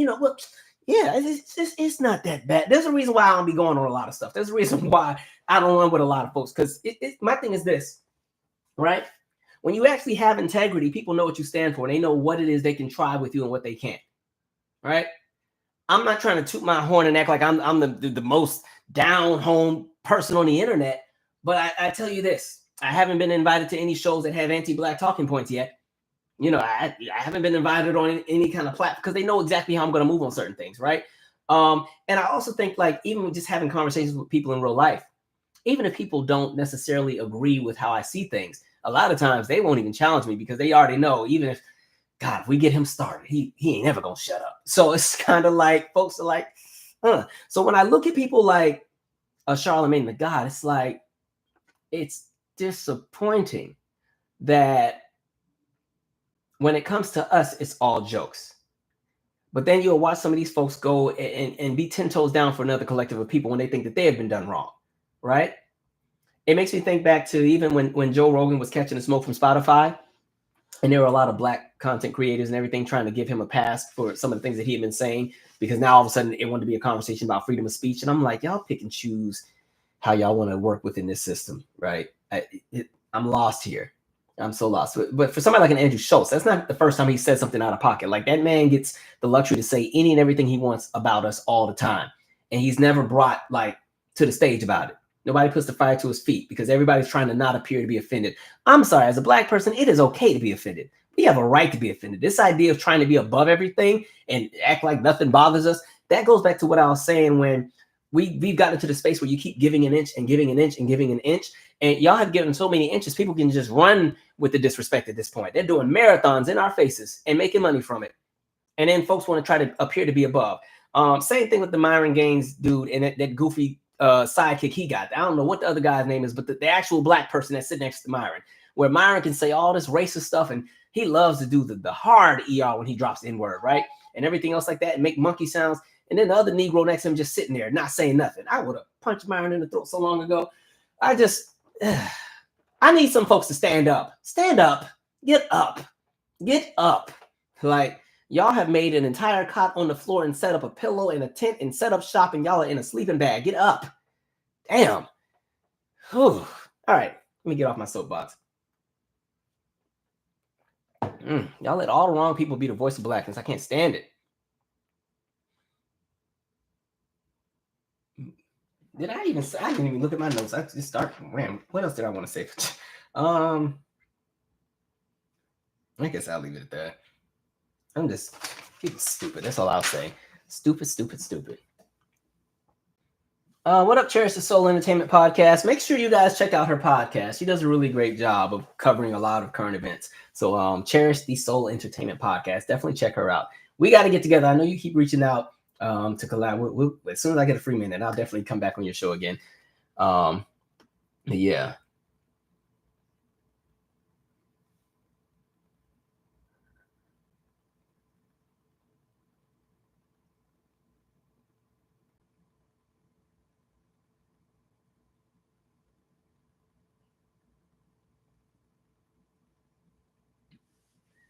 Let's see here.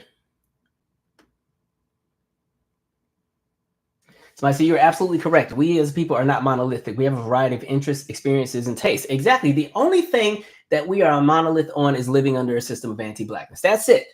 Everything else we do whatever. That's one of the things I loved about when I went to Howard, right? You got to see blackness in so many realms, right? Blackness represented in ways that you didn't even think were a thing, right? You saw black punk rockers, and you saw, there were black Republicans, there was black liberals, there was black this, there was black, there was even a cult on campus, right? They even had a cult one time. I mean, it was a little bit of everything, and it just showed you just how diverse our experience is, right? So that's why I really hate when folks paint this narrative of, I grew up in Eugene, Oregon. I couldn't relate to black people. And it's like, no, what you think you can't relate to is something that you deem yourself better than. And then you associate that with the entire black collective and think that you are the exception to greatness. That's really what that is, right? Because people love to use that excuse. I'm tired of hearing that, especially somebody who grew up in a space where there weren't a lot of us. Like, no, I'm good on that. I ain't trying to tear or take down anybody's experience, but I'm tired of people using that to justify their anti-black talking points.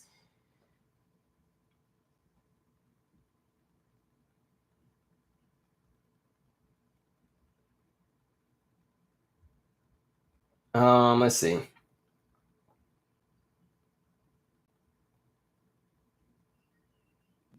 Poison Ivy said, Leonard has been an issue. That's Charlamagne the God for years.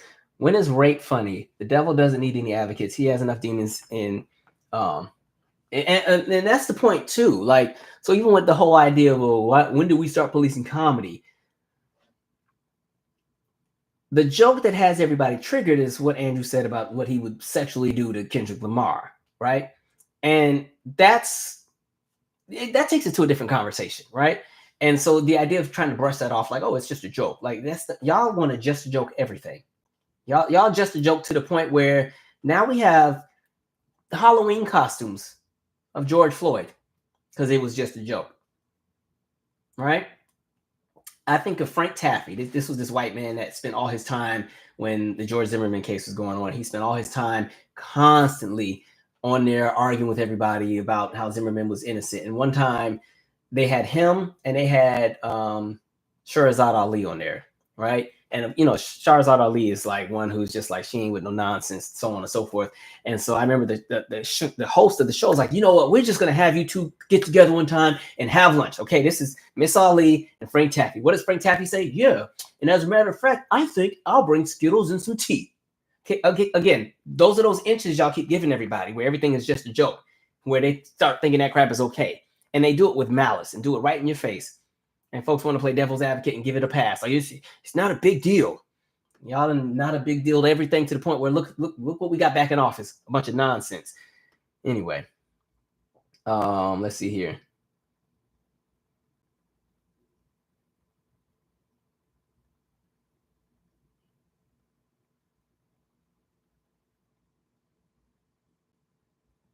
Somebody said, I don't understand why he was invited on CNN. I think what it is, like, so I've totally just stopped watching the news for like the last 2 months, but there's definitely a fear in mainstream media of having people with actual, I'll say, Black voices on those platforms, because people want to silence us to begin with. It goes back to what I've been saying. When you even look at the whole anti-CRT stuff and the DEI movements to get rid of that, and the phrase and bastardization of the phrase woke and all that stuff, all of that, again, the idea of protecting the status quo by suppressing everything else, right? If you start putting people on these platforms that, you start putting actual Black economists that can really paint and lay out how there's a racial wealth gap and the origins of it, tying back to specifically policy, right? And the idea of cause and effect. If you can start bringing out actual, psychologists and people who have studied the minds of Black children through the trials of becoming a child into an adult and the trauma that exists with us as being Black folks in this country, and they can show the cause and effect of all, like, you start putting those kind of people on these platforms, it opens another Pandora's box. So instead, what do we get? You always get celebrities who go and speak on our behalf on the things that matter within our community, right?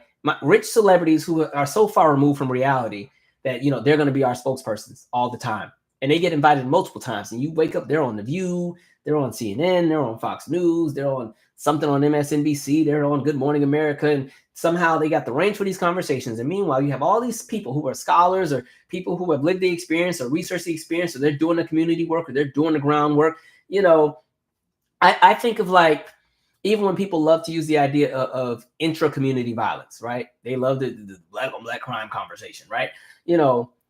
They would rather go and put somebody who is like a police chief to go and have this conversation. And where I'm like, why don't you actually go and bring somebody who has a grassroots organization that combats that? Like I always shout out here, like, you got Guns Down Friday in DC. Why don't you have like the group from or people from Guns Down Friday on these larger platforms having these conversations? The people that are actually in the streets doing the work, not people talking from the comfort of their mansion and whatever sponsorship deal they have with Spotify or whoever else. I don't know. I'm over it. Okay, we got to keep going, but I'm enjoying this conversation. I'm not going to lie. Judith says, no, it's not just a joke, and folks need to stand on that. Much of my fight was in the 70s. Time to push against the anointing of Charlemagne as well. They crossed the line and there are consequences. Mm-hmm.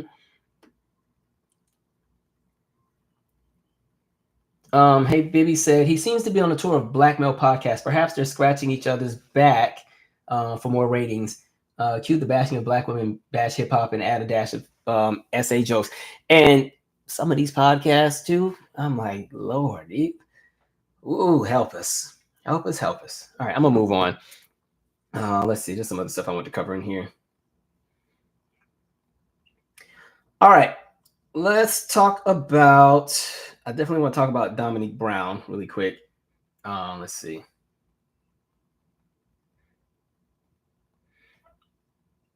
Make sure I get, this is not the article I wanted, but that's okay. We'll just do this one. All right, let me read this one here. Disney influencer Dominique Brown dies at 34. excuse me, Disney influencer and co-founder of Black Girl Disney, Dominique Brown, died at a holiday event in Los Angeles last week after suffering a medical emergency. The Long Beach resident reportedly told staff about her allergy and was informed that her food did not contain the allergen. However, shortly after eating, she began to feel sick. On her most recent Instagram post, her brother Patrick Ramos posted a tribute and thanked social media users for their support. Let me see. People reports Brown suffered from an allergic reaction after eating food that contained ingredients that she was allergic to. She was my mom's best friend of 10 years. Heidi Grains wrote on Twitter. She asked if there were peanuts in the food, and everyone told her no. Brown received CPR at the event, and 911 was immediately called. We are devastated at the passing of Dominique Brown, a beloved member of the Box Lunch Collective, who suffered a medical emergency at the event hosted by Box Lunch on Thursday in Los Angeles. Our hearts go out to the family and friends, and we'll do everything we can to support them and the members of the Box Lunch Collective and our team during this painful time. Brown's official cause of death was not released. Her brother, Patrick Ramos, shared the heartbreaking news on her final Instagram post, which showed her wearing Winnie the Pooh themed outfit in the Disney store. I want to take a moment to thank you and her social media fans for showing so much love and light. Brown recently attended the Moana 2 premiere November 27th, where she was pictured on the red carpet. The Long Beach resident was a co-creator of Black Girl Disney with her friend Mia Vaughn. The project's mission is to bring together more women of color who also enjoy the Disney brand and theme parks. Following Brown's death, a petition on change.org was created calling for more food allergy measures in California. Let's see. Approximately 33 million people in the United States have at least one food allergy, according to the Food Allergy Research and Education, which issued a statement in reaction to Brown's death that stressed, as a community, we need to be informed and be ready to act so that this doesn't happen anymore, or if it does happen, so to be able to assist. What's interesting with that is people tend to know that one of the worst allergies you can have is a peanut allergy, because it can be some serious business. And so what I found interesting in that entire debacle is that a lot of times events don't even use peanut anything when they're doing like these galas and banquets, because it's just too much of a risk, right?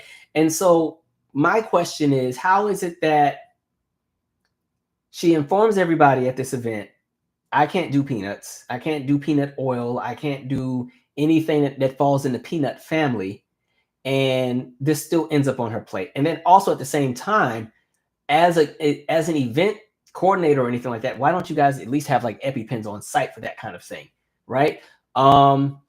A lot of people are really pissed off because they felt like she just was kind of ignored and that they ignorantly still just served her the food. I don't know exactly what it was that she ate, but the crazy thing is, again, you now have somebody who was only 34 who was going on to glory at the hands of people who were being reckless, right? And I'm not trying to be that person to shake the table, but I know when you're talking about this whole content creator stratosphere that content creators tend to be in, we know that there's definitely a difference with how a lot of white content creators are treated versus a lot of the black ones. It's not even close, right? And I'm hoping that there wasn't a disregard for her concerns because people were just like, oh, this is just so she'll be all right kind of thing. I hope it wasn't anything like that and that it was a careless mistake. But again, look at how a careless mistake now has somebody who's no longer here. Somebody who made an effort to just bring joy to people, especially in this era of content creation. You know, a lot of people get wealthy off of making rage bait.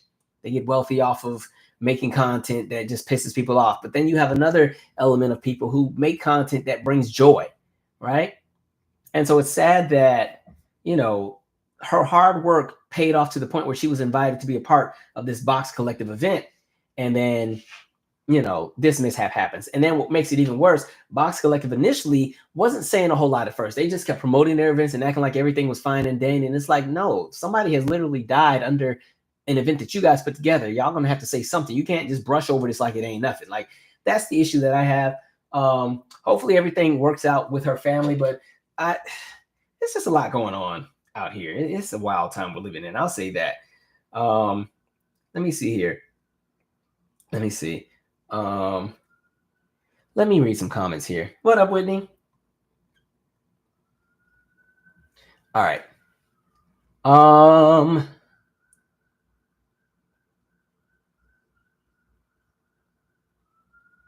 Where are we at here? Preston said, America, where censoring online is more of a crisis than destroying the Department of Education as a form of censoring. We are about to be in for a time with this new administration. That's all I'll say. Woo.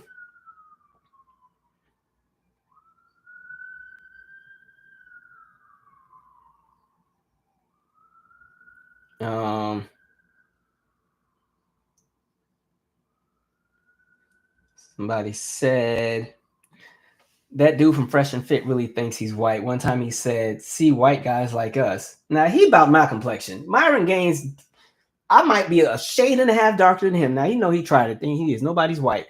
White guy said like us. Then he got. Oh, let me read this all the way through without interrupting. Okay, that dude from Fresh and Fit really thinks he's white. One time he said, "See white guys like us." The white guy said like us. Then he got in the chat room and they called him a sand inward. See, y'all be playing to be you trying to run with everybody. They'll let you know how they see you. Like, man. Somebody said, you grew up in Eugene, Oregon? No, I grew up in Spanaway, Washington, but I just was using an example of a place that has a similar like demographic as the Spanaway. But yeah. Let's see.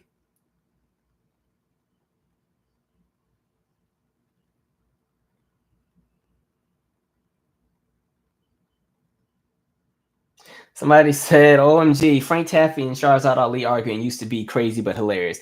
They had some moments that I used to laugh at. It was that moment when and you know, speaking of, you know, there's always the people who grift and make a profit off of our experience doing a whole lot of negative stuff. This is back when you had that girl, her name was like GOP black chick, and she would go and, you know, do all the caping for Republicans with stuff that they had at the time. But they had this episode. This is when Dr. Drew had whatever show he had on HLN. It was like Shahrzad Ali, GOP black chick, Frank Taffy, and like maybe like 3 other people, right? And so Dr. Drew was like, Shahrzad Ali, like, you just seem so angry. What is it that you would need for people to heal? Like, what would fix the divide between black and white folks? Now, this is like 2012, 2013. So Shahrzad Ali is like, well, you know what? Y'all not going to like this answer, but we just going to have to separate. We can't get along. You know, something. So then the GOP black chick lady's like, that is Jim Crow. That is Jim Crow. And Shahrzad Ali's like, no, that's like we were before y'all drug us over here. So then the GOP black chick, I don't know what her real name is. I only know her by her Twitter name. So sorry for getting her name wrong. So she goes on a speech like, Martin Luther King died for the promise of equity and something. Like, she goes down the speech, and then Shahrzad Ali is like, he didn't die for that. He died because one of y'all killed him. I was like, that, I ain't gonna lie, I fell out dying because this was like live TV. Like, she was over everybody that day. That was the funniest thing. He died because one of y'all killed him. It's like, whoo, help us. We be going through it.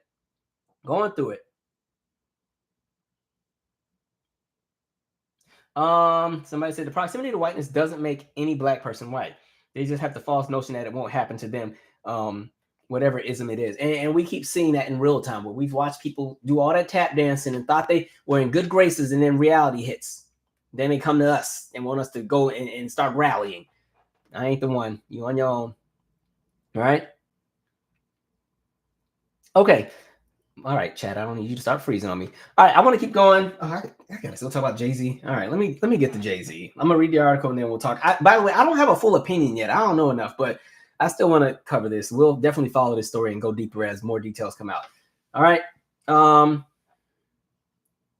Wait, is this okay? Diddy this is coming from people, which I'll be looking at a little sideways too. Diddy allegedly uttered these chilling words before he and Jay-Z R-worded. That's what you got to say now on social media. They start getting you a 13-year-old complaint. The plaintiff alleges she was asked to sign a non-disclosure agreement before given a drink she believes had been spiked. Sean Diddy Combs and Jay-Z are accused in a civil lawsuit of sexually assaulting a 13-year-old girl at an after party for the 2000s MTV Video Music Awards. And prior to the alleged incident, the victim claimed Combs uttered chilling words that have stuck with her till this day. In an amended civil complaint obtained by People, a woman identified only as Jane Doe alleges she was raped by Combs. Well, I guess I said the word, oh well. Now 55, and Jay-Z, whose real name is Sean Carter. Also now 55. They're getting old. While an unnamed female celebrity watched during a party in a New York City residence, the initial complaint, which did not reference Jay-Z by name, was filed in October. According to the complaint, the accuser was invited to the after party by a limousine driver who claimed to work for Combs and told her that the mogul liked younger girls and fit what Diddy was looking for. Prior to this, she claimed she had been trying to get into the VMAs by standing outside of Radio City Music Hall and walking up to limousines that were bringing guests into the venue. The plaintiff, who was 13 at the time of the alleged incident, said that she arrived at the after party. She was asked to sign a non-disclosure agreement and was later given a drink that she believes was drugged, the complaint alleges. The plaintiff said she was later approached by Combs, who had a crazed look in his eyes, and who allegedly told her, Are you ready? Or you are ready to party, according to the complaint. The accuser further alleged Combs then threw her toward a wall, causing her to fall. She got up and stumbled. At the point, Combs allegedly grabbed her and threw her on the bed, the complaint states. The complaint alleges that subsequently Jay-Z removed the accuser's clothes and held her down as he R-worded her. While both Combs and the female celebrity watched, according to the complaint, after Carter finished, the accuser claimed she was then R-worded by Combs as Jay-Z and the female celebrity watched, the complaint states. The unnamed Jane Doe is seeking unspecified damages. Her attorney, Tony Busby, previously announced that he was representing more than 100 people accusing Combs of misconduct. The amended complaint was filed on Sunday, December 8th, and named Jay-Z, who defended himself against the allegations in a statement shared on Twitter, saying the heinous claims will affect his family, which include his 12-year-old daughter, Blue Ivy, and twins, Rumi and Sir, 7, all of whom he shares with his wife, Beyonce. My only heartbreak is for my family, he said. My wife and I will have to sit our children down, one of whom is at an age where her friends will surely see the press and ask questions about the nature of these claims and explain the cruelty and greed of people, the rapper added. I mourn yet another loss of innocence. Jay-Z deserves to know the identity of the accuser filing. In a new court filing obtained by People, Jay-Z's lawyer, Alex Spiro, asked the federal court in New York to dismiss the case completely and have the accuser's name made public. Mr. Carter deserves to know the identity of the person who was effectively accusing him in a sensationalized, publicly hunting fashion of criminal conduct demanding massive financial compensation and a tarnishing of a reputation earned over decades, the filing stated. It added that the campaign was cynical and calculated to force payment of an exorbitant sum of money. Defendant would have had to pay X millions of dollars irrespective of the truth, or else, Spiro wrote in a court filing. When the defendant refused to pay and instead took measures to establish his innocence, this unnamed plaintiff and her self-promoting counsel, whose name has been splashed across headlines and press conferences under auspices of representing her, went to extraordinary lengths to shut down the fair defense. But those efforts too failed, the filing continued.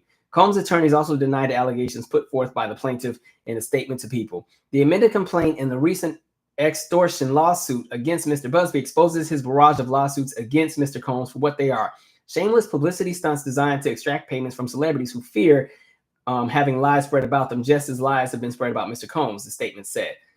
As his legal, this is a long article, as his legal team has said before, Mr. Combs has full confidence in the facts and integrity of the judicial process, the statement continued. In court, the truth will prevail that Mr. Combs never sexually assaulted or trafficked anyone, man, woman, adult, or minor. Combs has been behind bars at the Metropolitan Detention Center in Brooklyn since his September arrest on federal charges, including sex trafficking, racketeering, and transportation to engage in prostitution. He has pled not guilty and has been denied bail 3 times. An indictment previously against Combs centers on the alleged freak-offs, which authorities claim were elaborate sex performances involving male sex workers and women who were forced and coerced into participating. His trial will begin on May 2025. Well, 2024 has been a year, hasn't it? With this specific case, I'm a little behind on all the details because I've seen that, like, I guess Jay-Z and his people have responded a few times and the lawyer has responded a few times. I haven't even read the back and forth with everything they have going. So I definitely am not about to say anything crazy and mess myself up without knowing everything. But I will say Jay-Z has his work cut out for him with what's being alleged. Now, I've read that the attorney representing the current plaintiff has ties to some other things that are questionable, but I think in general, this kind of goes back to, I think I said this about Diddy when this stuff first happened. I think sometimes the company that you keep and the spaces that you surround yourself in sometimes will come back to bite you, even if you technically may not have done anything. This is why I feel like people need to be careful with the things that they indulge in and what they entertain. I don't know how true this is or how outlandish this is, but I will say this will be something that is very damaging. Right? I will say that you might probably see a shift with his relationship with the NFL. And then when it comes to somebody like Jay-Z, like, if you follow me, you know, he's not really somebody I'm crazy over. Like, he's just done a lot of, and I'm trying to not let my personal opinion of Jay-Z affect what's happening with this trial. For me personally, in the past, he's just said some things I didn't really appreciate, right? You know, I think back to Harry Belafonte saying what he said, like wishing that more celebrities would be a bit more community oriented. And his response was, my presence is charity.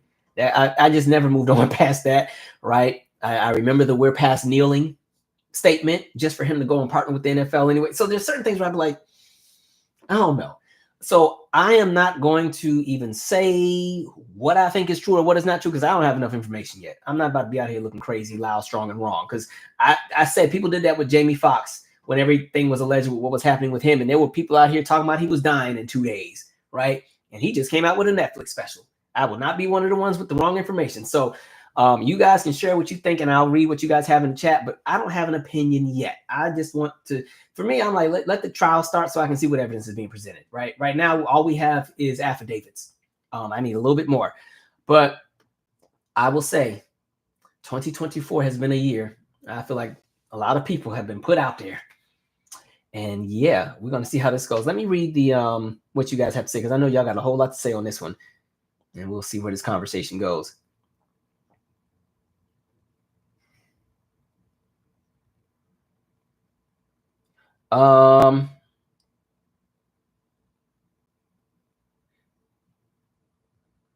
Okay, where's it? Let me get to the actual part here. Somebody said GOP Black Chick is a funny alias. Oh, her name was who said that? Yes, SF.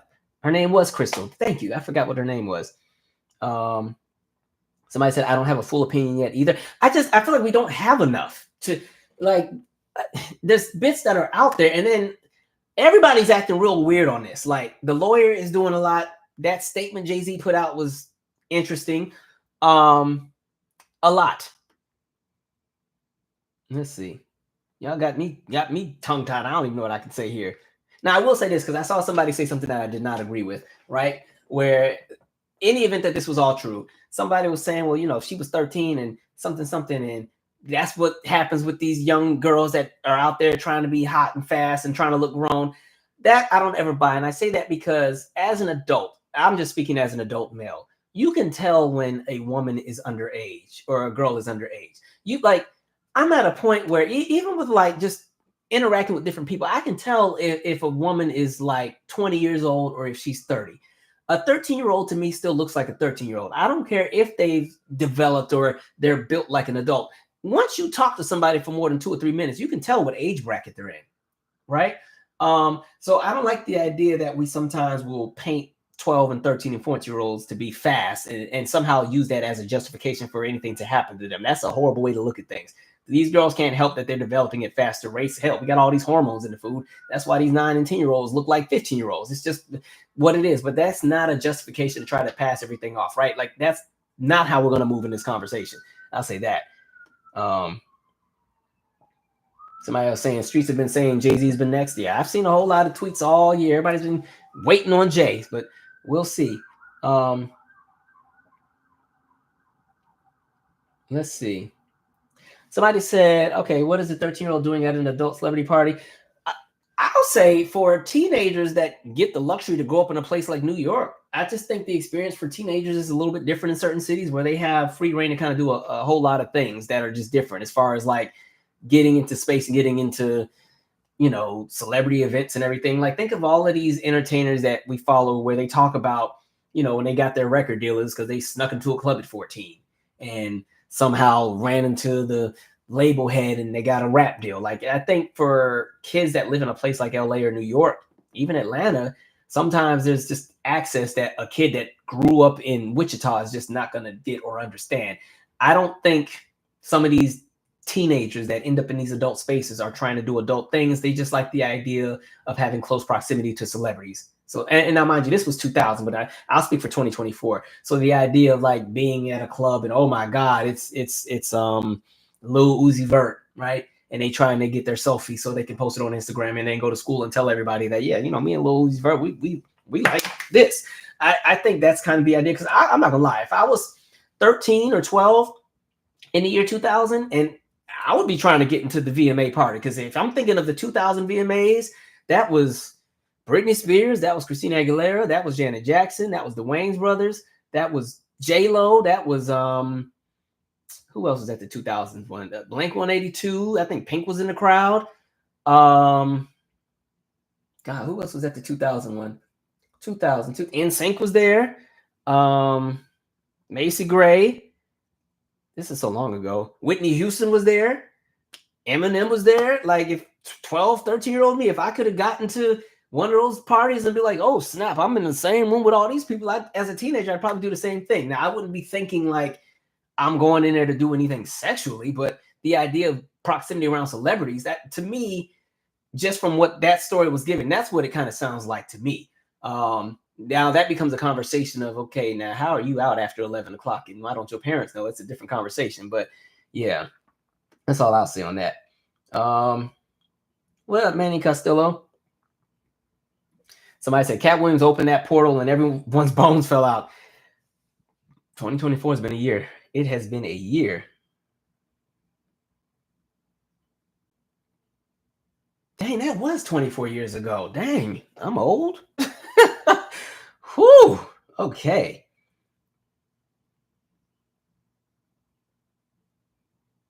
Somebody said, wait, folks are saying Blue Ivy looked 25 at the Mufasa premiere.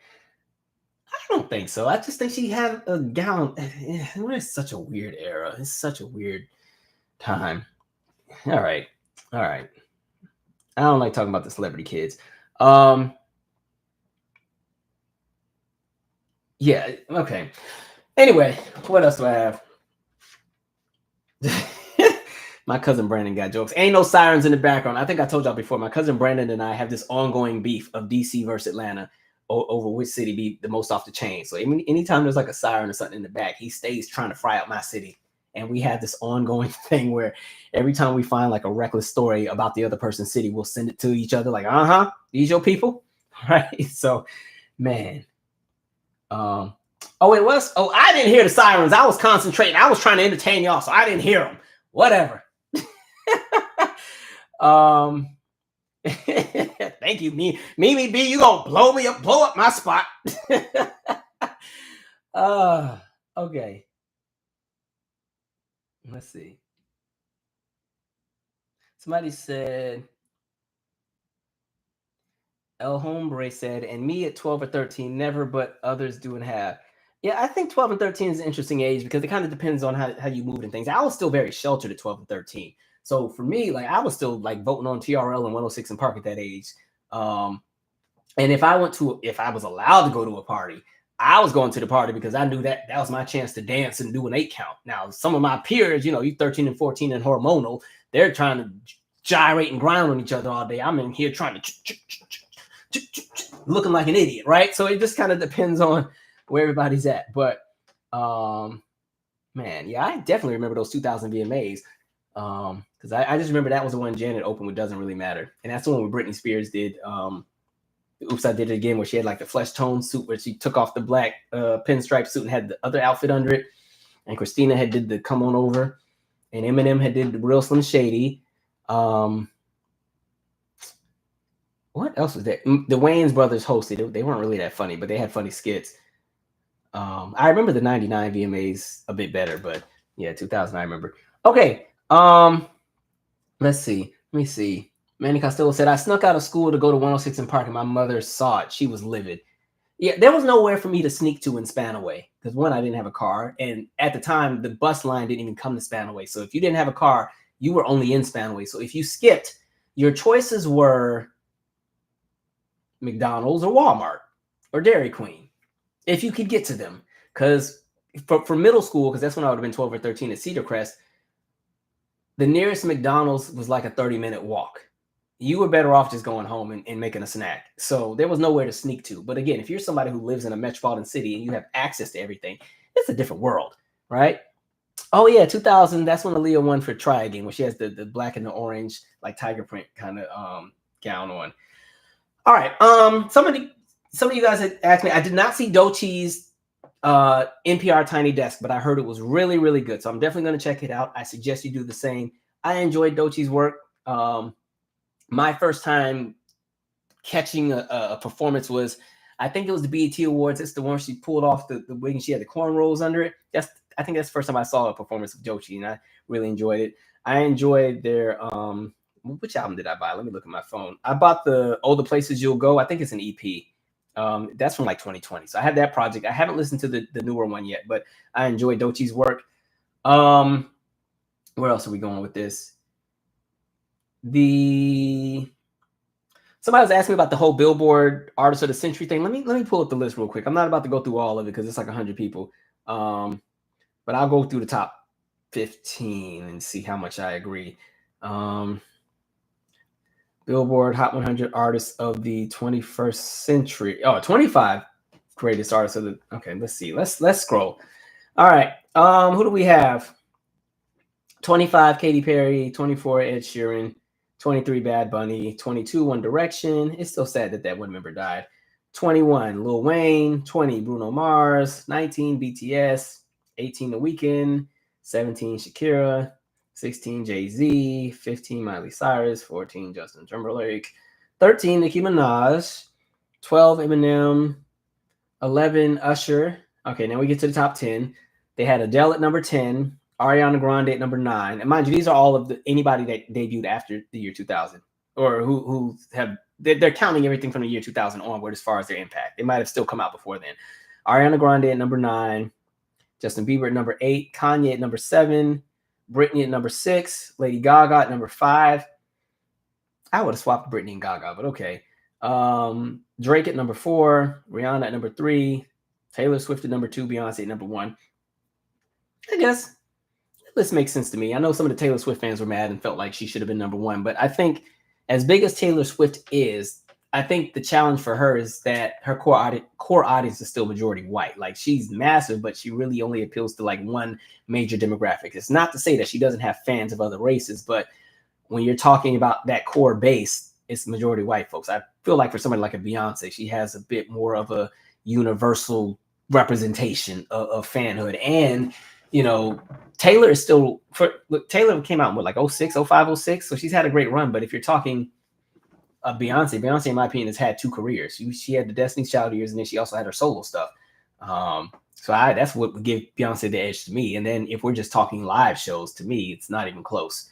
But that's me. Let me see what y'all say on here. Let's see.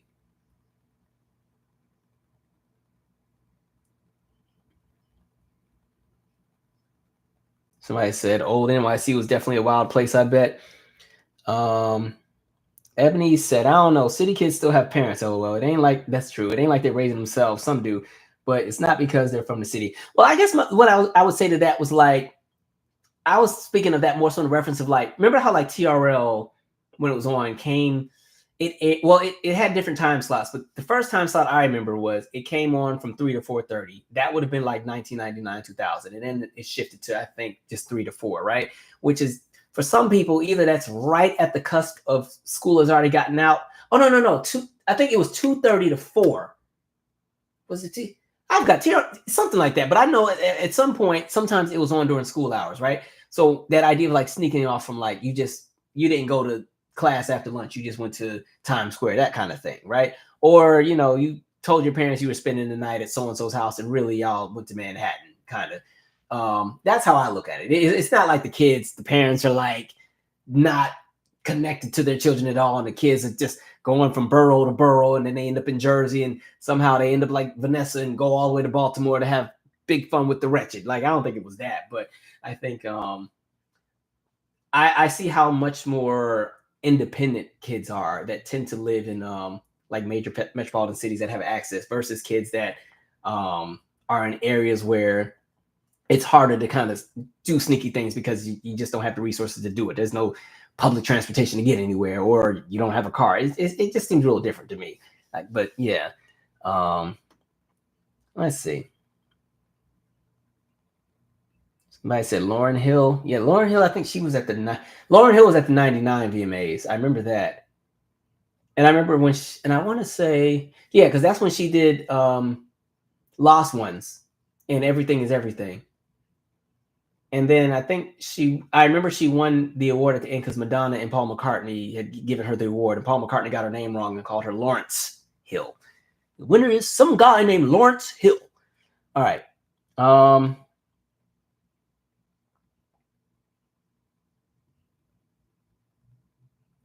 I am Leah said, but we were Sneaky, not alone, but with a crew, about 7 or 8 of us, and we were on code. Plus, I was scary as a teenager because my parents didn't play, so I was the scary one in the group. If we were ever doing something we weren't supposed to, I'd be the one trying to bail out of whatever nonsense we were jumping into. Let's see.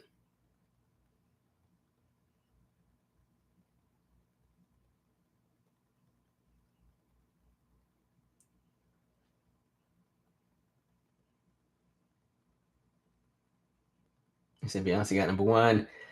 Somebody said LMAO at the Justin Timberlake shade. I've made my peace with Justin. I be talking trash about Justin, but I'm not gonna lie. Rock Your Body is my song, and I'd be so pissed that I like it. I'm like, dang it, that is my song when it come on. But I've made my peace.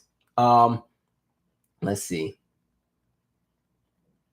Okay, they said I saw. This is about Lauryn Hill. I saw her last year on the 25 City Miseducation tour. It was okay. All right. Oh no, they were saying it was lit. Okay. Yeah, I saw Lauryn was the last concert I saw before the pandemic hit, and she was actually pretty good. It was a part of like I think I said this before in one of the last lives. It was like a Black Girls Rock event at the Kennedy Center, and she was a headliner. She actually did she was on time. She did maybe 6 or 7 songs, but these were like long versions of the songs. So she was on stage for about 40 minutes. It was cool. Anything else I want to cover before I start winding down? Jamie Foxx kind of told us what the issue was that almost took him out. He had some bleeding in the brain that led to a stroke. And initially, they, I think, just said give him some Tylenol, but his sister was like, something ain't right. And she took him to Piedmont Hospital. And then they discovered everything else that happened. And then that's why he was out for weeks and weeks and weeks. So it's always good to have somebody in your corner that doesn't take, the first answer as reality sometimes. So aiming to that. Let's see here. I think that's I'll do this one last article before I call it a day. Because I think this is interesting.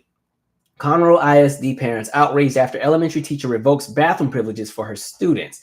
Parents are outraged after a teacher sent out a message to families saying she had revoked bathroom privileges for her class as a reprimand. As a result, several of the students wet their pants.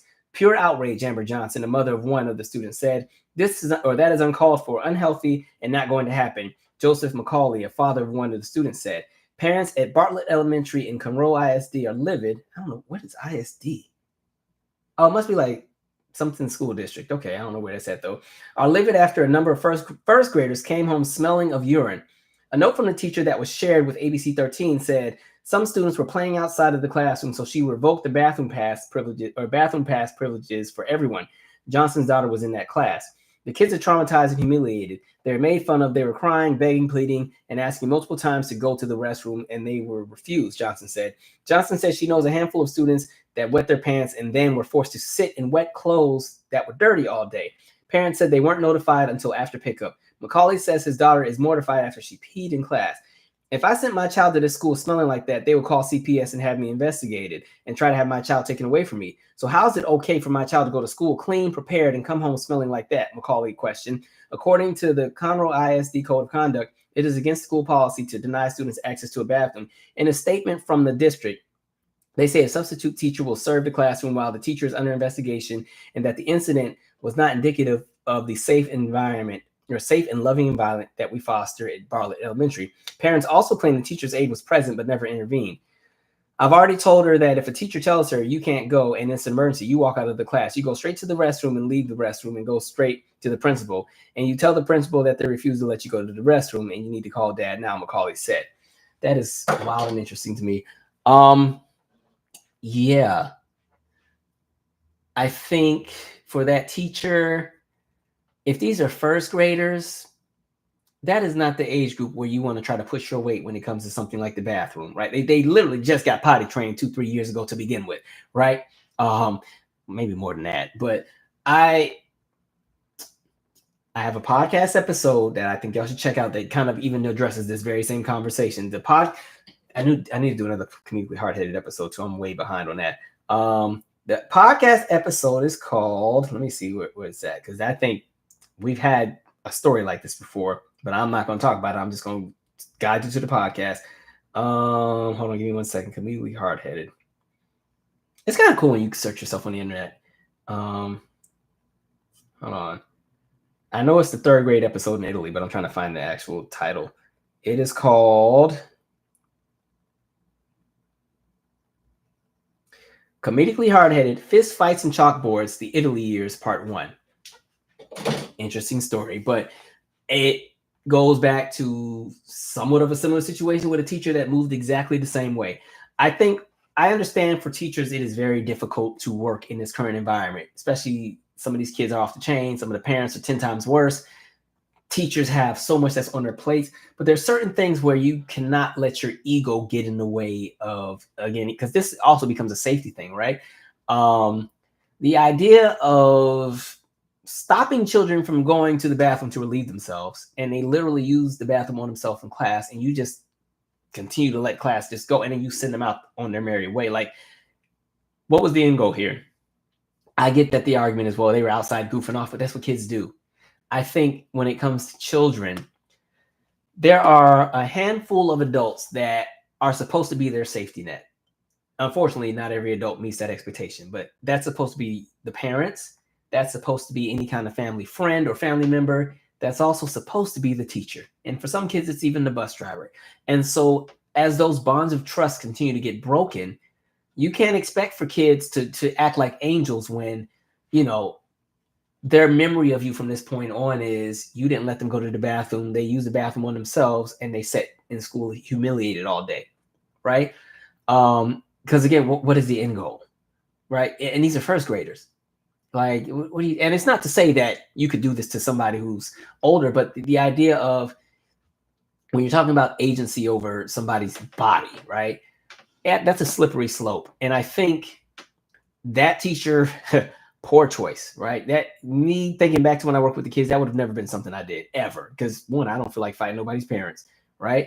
But yeah, I think you have to also think about the idea of just the humiliation that a kid is going to go through after experiencing something like that in front of everyone. And I don't know when this took place. I don't know if this was the beginning of the day or at the end of the day, but let's just say it's the beginning of the day. They still got to go to lunch, be around everybody. They got to go to recess, be around everybody. Maybe they got PE and they playing kickball that day. They running fumes everywhere, right? Like, those are things to kind of think about. And the idea, because what I read too, the teacher sent some statements out to the parents. There's additional articles out here, but the teacher didn't even have any remorse. The teacher was like, yeah, I did it, and what? But I don't know. We're just in this weird era. So I'm ready for this year to go ahead and wrap it up.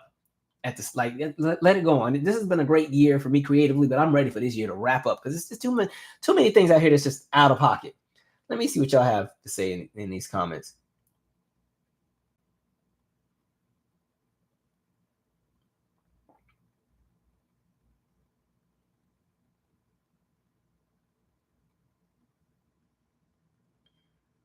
Somebody said best tiny desk ever. That was Doechii. Okay, I really gotta watch it now because y'all know I love some tiny desk. You know, there's a whole bunch of those I enjoy. Somebody said they saw Gladiator 2 today. I still got that's the Denzel one, right? I still have to see that. I haven't even seen Wicked yet. I wasn't really pressed to see it, but everybody says it's really good, so maybe I'll check it out. I don't know if I got 3 hours in me for a musical though, but you know, we'll see.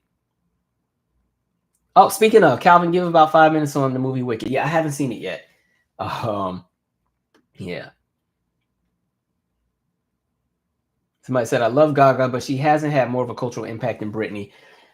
My theory on that would be, I think, because Gaga shifted over into like different elements of music and didn't she win an Oscar or something too?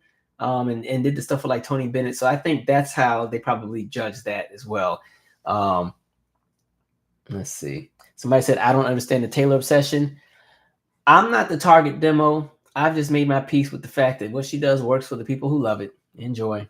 Great gowns, beautiful gowns.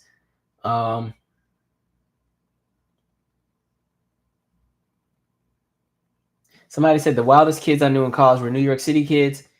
For me, the wildest kids I knew in college were the ones who grew up in church. The ones who had parents that were super strict and they weren't allowed to do nothing. Those were the ones dropped off in front of the dorm at 2 a.m. with alcohol poisoning. We got to turn them on their side until the ambulance get there.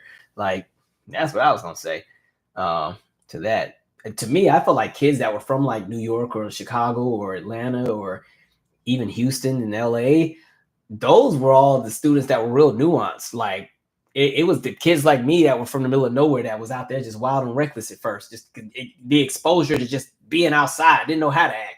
The ones that were from some of those cities, they were like this has been our life, but okay. Like I look at the contrast of my roommate and I, because my roommate was from Asbury Park, Jersey, and we were polar opposites with the way that we moved as adults. Like I was at 18, I was an adult, but I definitely was somebody who still like called my mom for everything at 18. My roommate, he might have talked to his mama once every other week. And it wasn't that they had bad blood or nothing. He just was doing his own thing, right? He had his own car, he had a job, and he worked at Pentagon City Mall and was never in class or whatever. He's sleeping in all day. And he ran with like the cool kids on campus. Me, I was kind of the sheltered, kind of weird student from that state nobody ever heard of, right? That had a whole bunch of music posters on his side of the room. So it was just interesting how different things were. Like I remember, I think I had to fly home for Christmas, but we had snow. And so my cab, this is when I didn't realize that DC had an airport closer. I was still flying out of Dulles. And so the cab that was supposed to take me to Dulles couldn't get through the snow. And so he ended up taking me to Dulles. Like I wouldn't have even known how to get to Dulles at the time. And this is before the iPhones had the GPS. You would have had a map quest and everything. He just already knew how to do it because he had just been somebody that had been like driving up and down that corridor. So yeah, the ones like me who were from the middle of nowhere, we were the ones that were out there acting a fool, right? That's when I learned what Everclear was. Never again. Do I think the Jay-Z thing will affect Beyonce in a negative way? I think they're tied together, unfortunately, career-wise. Well, it kind of depends on what happens with it, but I think when you have what you call a celebrity power couple, when something happens to one, it kind of society is going to put them as a 2-for-1 special, right? And I could be 100% wrong, but I think it's going to be an interesting few months. I'll say that, right? Because I mean, honestly, look, people are even with J-Lo and the Diddy thing. Now, J-Lo and Diddy ain't been together in 20 plus years, but even with all the Diddy stuff, J-Lo's name keeps coming up in the conversation, right? I think it goes into a conversation of like, well, how much did you know? Like, that's what people are going to want to start pushing, right? So we'll see how this goes. I don't see Beyonce as somebody who would put up with any kind of nonsense and mess, because I've always felt like she was really smart, which is always, she don't say a whole lot, right? I feel like after a few album eras, she really has learned PR, right? She don't really do interviews like that. She doesn't make a lot of statements. She'll do a performance here and there, but you don't really know what goes on in her head. Like, I think she's a celebrity that none of us really know, right? So yeah, we'll see how that goes. Somebody said, Manny Costello said, we knew the neighborhood snitch grandmas. Man, yo, when I think back to the last house we lived in before I left for college, like the neighborhood we had, I think we had like 5 black families in the neighborhood. Everybody else was white.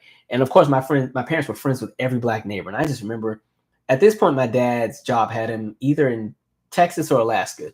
And I want to say he was in Alaska. So my mom had went to Alaska to go visit him. And it was homecoming week. And my parents finally bought me my car that I couldn't drive. Like my first car was like a 1991 Ford Festiva or Fiesta, hole in the wall. Listen to the pullover so I can hit your podcast episode, right? And then the car just randomly died. I was so happy because I was like, thank God I don't have to drive this thing. So then they got me a Kia Spectra. And it was like an 04, which was brand new at the time. And then my dad was like, but you're not going to be driving it because you need to appreciate it. So that car sat in the driveway for 2 years before I could drive it. But anyway, my dad was in Alaska. My mom went to visit him, and it was homecoming. I think this was my junior year of high school, I think. It was the homecoming game, right? And I knew my parents were going to be out, and I already had plans. I was like, yep, I'm going to get my car. I had this girlfriend, Courtney, at the time.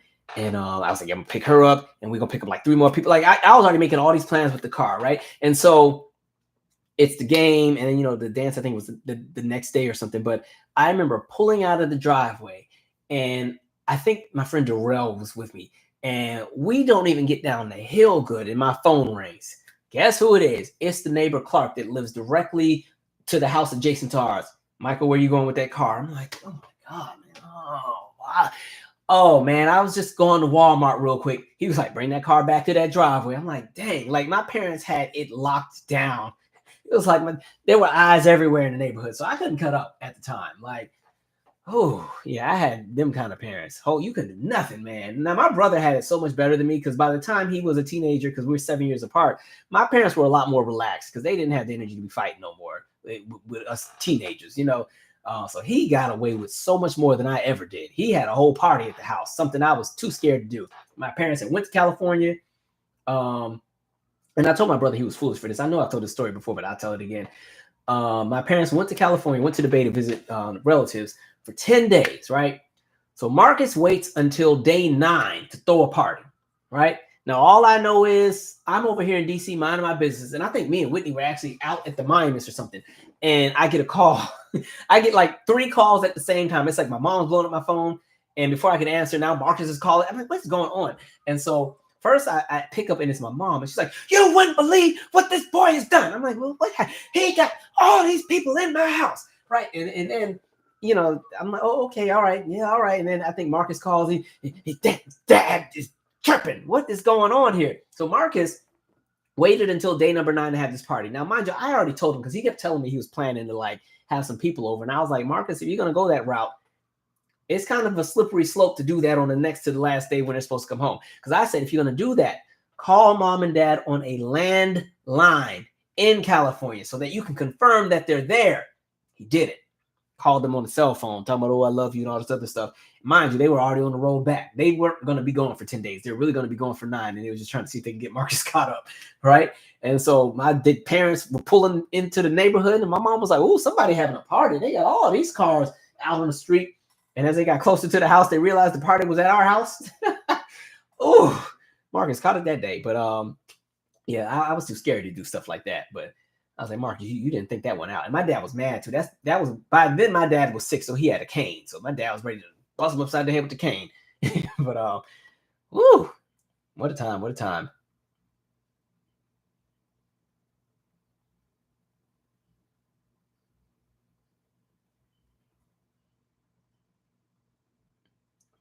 What up, Gigi, honey eyes? Somebody said disgusting, refusing children that need to use the bathroom. Like, yeah, that's not a fight worth fighting. Let the kids go to the bathroom. If they cut up in the hall, they're gonna get caught by another teacher anyway. That's not even a fight to waste your time entertaining. That's how I see it, right?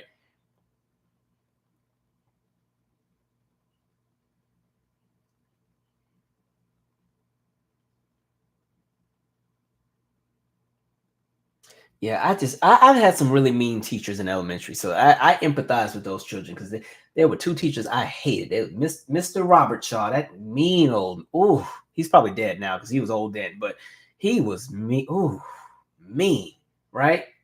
And this other guy, Mr. Pellerito, like he was some mean teacher, just mean old man. Just I'm like, why do you work with kids? You know, you just get yelled at all day. And they were the ones that like to shame you and they put your name on the board when you get in trouble and you got to get a check mark. And if you did anything wrong, you got embarrassed in front of the whole class. I'm like, but that Robert Shaw, that dude there, ooh, he was so mean. He even wrote on the chalkboard mean, right? All the other, like this is how old the school was. This is when I lived in Italy, right? We still had blackboards, but they were starting to put the magic, you know, the whiteboards with the dry erase markers in some of the classrooms. But Mr. Robert Shaw didn't want no dry erase board. Nope. I'm gonna keep my chalkboard. And he would write so hard against that board. And you know, I hated the sound of the chalk hitting the board. It would just irritate my teeth. But he had this like metal device that was like this big, and you put the chalk in it, and he could use that so it would work more like a pencil or a pen. And he would write so hard. And then he would get to the point where the chalk would wear down on that metal device. So now it's just the metal device and not enough chalk. And it's just scratching the board. I'm like, you just hate us, don't you? You just hate us. Oh, that man was mean. Oh. And I remember when I first got to the class, I misheard his name. I thought it was Mr. Robert Shaw. I thought it was Mr. Barbershop, right? And I remember writing something on the paper. He's, what is wrong with you? I'm like, ain't your name? Well, I didn't say it like that. He was like, I thought it was Mr. Barbershop. It's Robert Shaw. It's Robert Shaw. Okay, you ain't got to get an attitude like this is a common name. Okay, you ain't got a last name like Williams. Relax. Like, and this is 3rd grade. Relax. Okay. Just learned my times tables yesterday. You're doing a lot. Let's see. I am Leah said, what was the end goal? This teacher has some kind of childhood trauma herself or himself. I don't know the story, but it's clear. Yeah, I mean, I understand it. Like, I understand the idea of trying to maintain a healthy environment for the classroom where there's not a lot of distractions. But if you have multiple kids urinating on themselves in the class, that's just straight. What are you doing? There's moments where I'm glad I ain't a parent yet, because y'all would have been on every news channel. Y'all would have never heard it. We would have been on live right now going off about it. Like, man, hot mess. All right, I've covered all my big topics, so we'll chop it up for a few more minutes before I wrap it up and call it a night. Plus, some of y'all will see me again on Sunday anyway, for those who are going. Man, but yeah, I had a busy week ahead. Like I said, I'm working on another project, and so I'll be in New York this week working on that, which that's been a really cool experience so far. But yeah.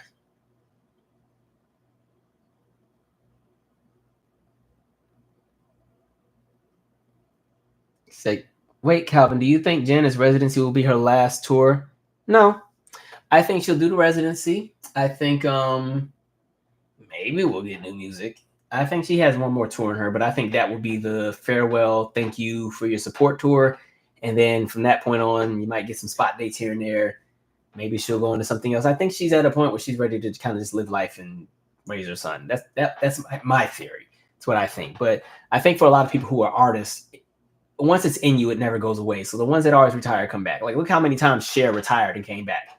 Or Tina Turner had about 2 or 3 tours that were the last tour before it really became the last tour, right? You know, Michael Jackson, after the bad tour, was like, I ain't doing this no more. And then we got 2 more tours, right? I think once it's in you, it's in you. It's hard to just not do it anymore. You just get that urge, right? I don't dance anymore, but minus the music videos. But as far as like teaching and performing like with different dance troupes, I don't do that anymore. But I still get that bug every now and then. I'm like, dang, I should have did it a little bit longer. I threw in a towel too soon. But yeah.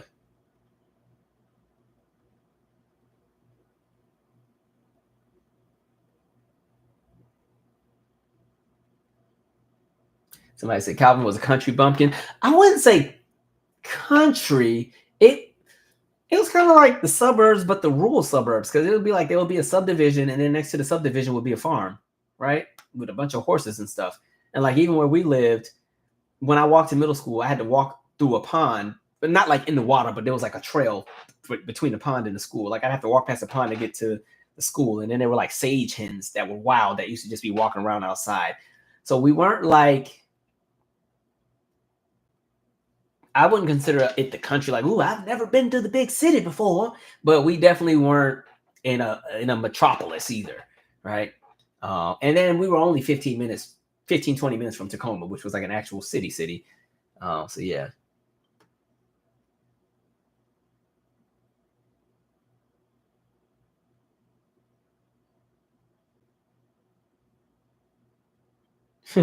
Somebody said, not Everclear. You had a death wish, bro. Oh, don't get me. I've never been one to do a lot of drinking anyway. You know, right now I'm in the air. I'll do an old fashioned here and there, sometimes a little wine, but like I never was a big drinker in college until like the senior year. Like I actually waited until I was 21 to drink because my roommate did enough drinking and his friends where I was like, I'm tired of turning y'all on y'all sides and watching some of y'all. So I just never was really into drinking like that. I just thought it was like a poison that just burned as it went down. Some of that was also me growing up in church and what they used to say about alcohol and stuff. So I was like, that's not going to be me. And I remember I think I was 21 at this point. This had to be senior year. I was at one of those parties and they had the Everclear with the chaser and somebody's like, oh, it's just like vodka. You know, it's clear. I'm like, oh, okay. That's when I discovered I was lightweight. That's when I ain't never threw up that much in my life. That and that 99 bananas would mess you up back in the day. Never again. I did Everclear one time.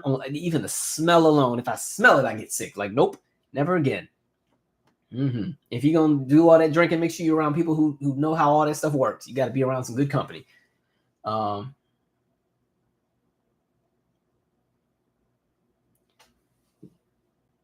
Let's see. Somebody said they assume she's the unnamed celebrity in the lawsuit against that implicates Jay-Z. I don't. If we're talking timeline, Beyonce and Jay-Z weren't even a thing until like 02, 03. This would have been 2000. I don't know about that one. We'll see how that goes. Yeah, I don't I don't see that. And I especially at that time, that's when Matthew was still in the picture too. Matthew was not about to have her running around just anybody and anything. Like when I think of how protective he and her management were around Destiny's Child in 2000, I can't see her being in some of those environments like that with that kind of stuff going on. Matthew was not having that. And Tina even, nah. So I don't see her as that unnamed celebrity. I don't know who it would be, but man.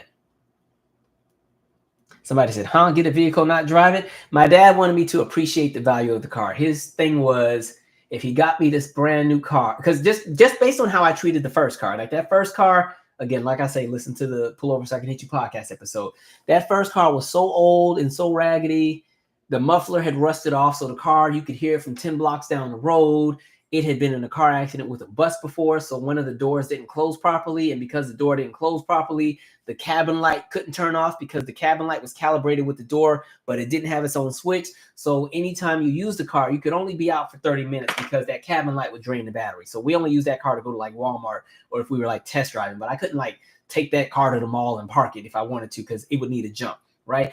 And the weather strip on the left side wasn't there, so when it rained, and this is Washington State, it would get in the car if the car wasn't in the drive or in the garage. So then there was like almost a mildew smell in the car. We didn't have no music because the antenna was broke. So the radio was just, and then it had a cassette player, but the only tape that was in it was the Keith Sweat, Keep It Coming album. They was stuck on side B and we couldn't get the tape out. So I couldn't even listen to the good songs on the Keep It Coming album, which would have been Keep It Coming. I had to listen to the other songs. Like that car, I couldn't stand that car. So when they got me the nice car, I was ready to shit. My dad said, nope, you're going to appreciate this car. And so I used to walk past it every day, right to the school bus, right? Car was looking shiny, right? Looking nice. Could never drive that thing. And then they let me drive it when I was a senior. So yeah, they were not playing. Somebody said, did you ever get in a vehicle and it went nowhere? Wait, did you ever get in a vehicle and it went nowhere? You mean like just sitting in the newer car? I mean, I used to just sit in it and play my CDs. I sit in there for some minutes. Now I used to steal the car to teach myself to drive because I only had the drive school I went to wasn't a great school, and my parents was listen to the Pull Over So I Can Hit You episode. But yeah, yeah. Let's see.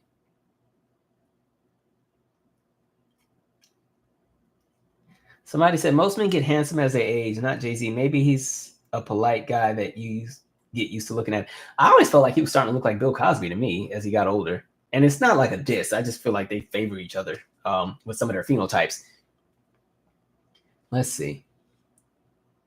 Somebody said, I'm from Baltimore and went to college in Richmond. Oh, you went to VCU? I've seen a lot by that age. No need for me to get buck wild in college. I was just in Richmond this weekend. My favorite record store is in Richmond. Actually, look, my favorite record store is Plan 9. Let me show y'all what I bought real quick because I just went there the other day. Let's see.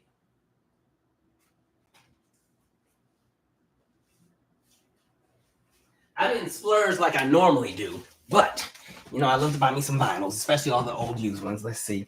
So they had the Destiny album. I already have this album, but I didn't have the vinyl. So they had the Destiny album. I went and bought that. And look, it was on sale for $7.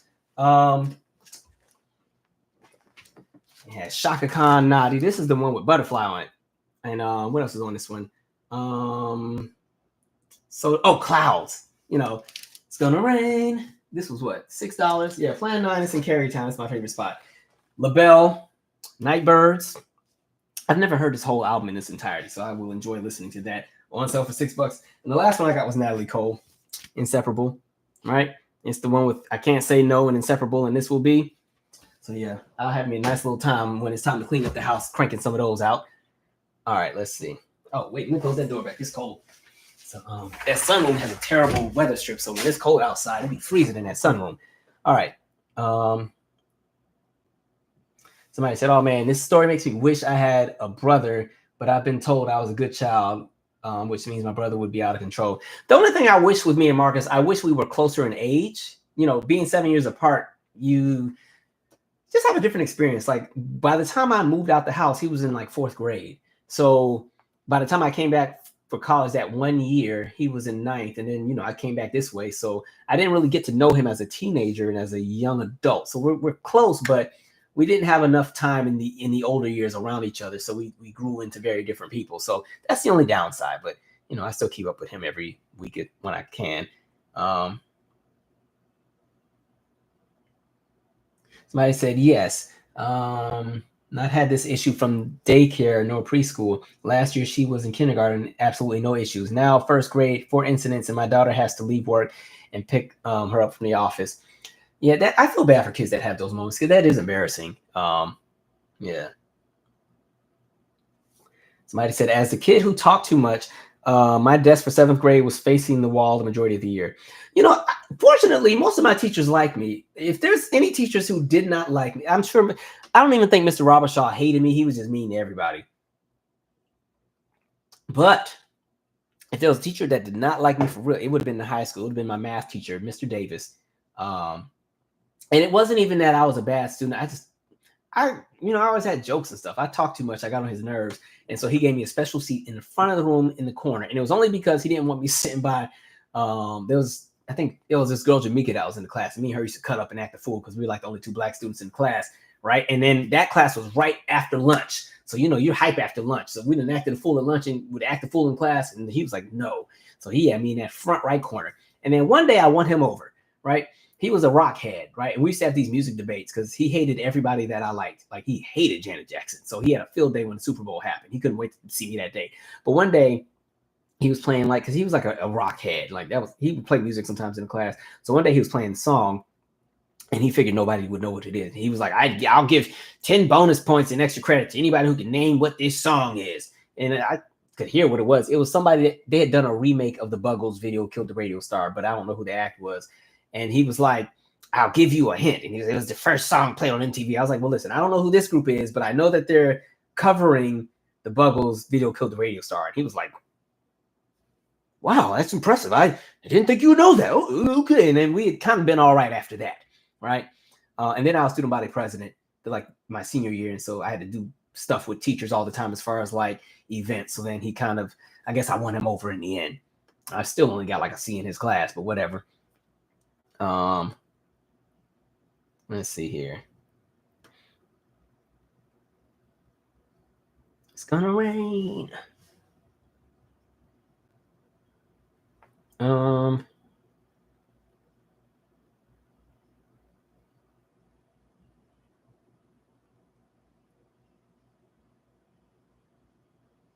Somebody said, who attacked Floyd Mayweather?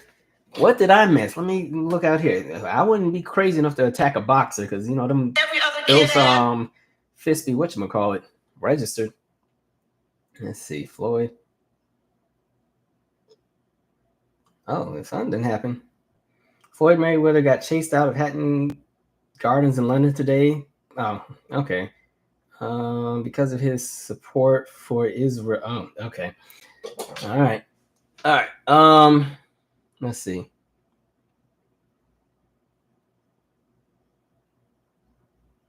Somebody said, dope, Calvin Michaels. I'm glad you'll be here. Hopefully we'll cross paths. I've been promoting your music like it's crazy to my fam and friends. I appreciate it.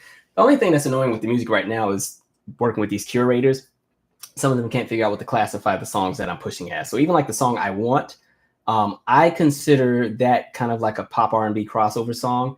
But for like pop curators, they say it's too funky for pop. R&B curators say it's too pop for R&B. The dance curators, they want kind of like a oons, oons, oons, and I Want is not oons, oons. So I'm like, well, okay. So we've been like trying to figure out which songs to push to curators. But fortunately, one question was received a lot better. So that's probably the next song that will get a video if we get time to do one.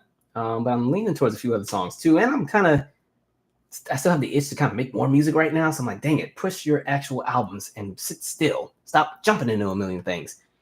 All right, let's see. Did you mention the passing of Nikki Giovanni? Yes. When the re-upload comes on, it's the very first topic we cover.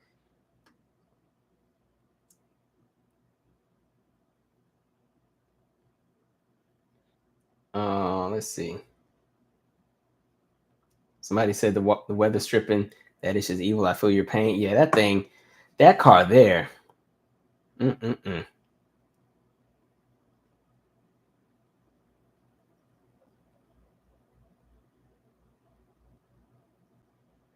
Yes, Shock is one of my favorites. She's one of my favorites. Um, and the Destiny album is cool. The Triumph album is my favorite Jackson's album, but Destiny has some songs on it that I like. But Triumph, that's my favorite Jackson album there, or Jackson's album. Um, did I have Carytown Burgers? I did not, but I'll definitely check it out. I didn't know it was a thing like that. But okay.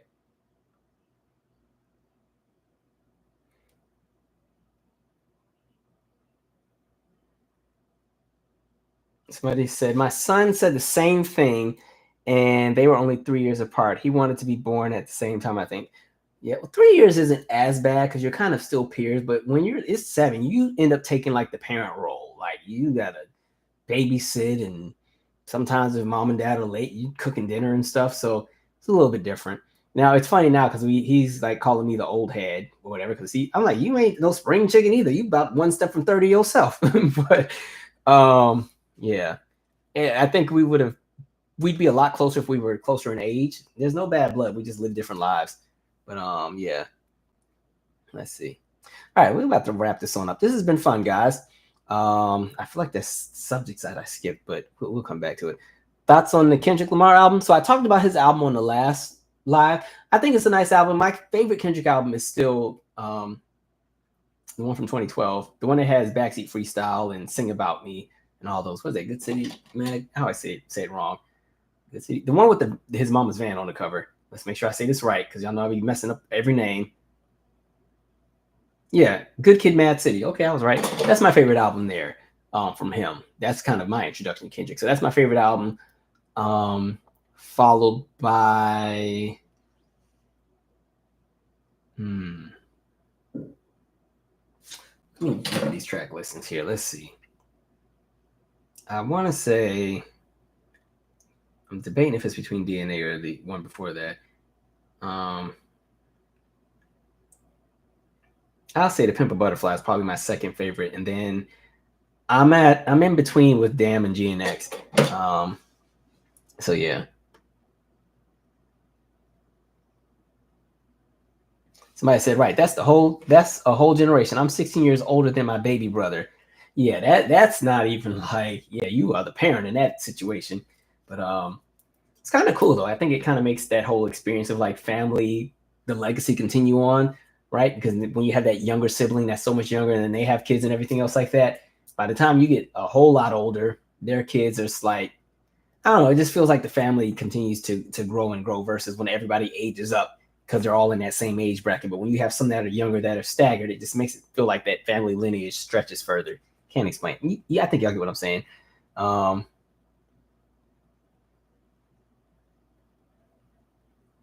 Let's see.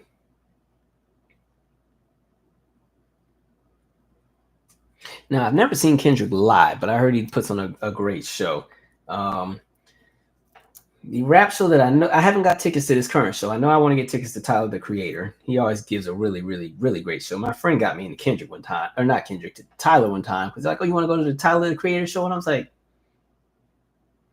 I mean, I guess. So I went there not knowing what to expect, but he had just come out with Igor, and I did like Igor a little bit. And so I went to that show and blown away. I didn't even know you could have that kind of experience at a rap show. And then ever since then, every time he comes, I got to see him every time. Right? Let's see. Like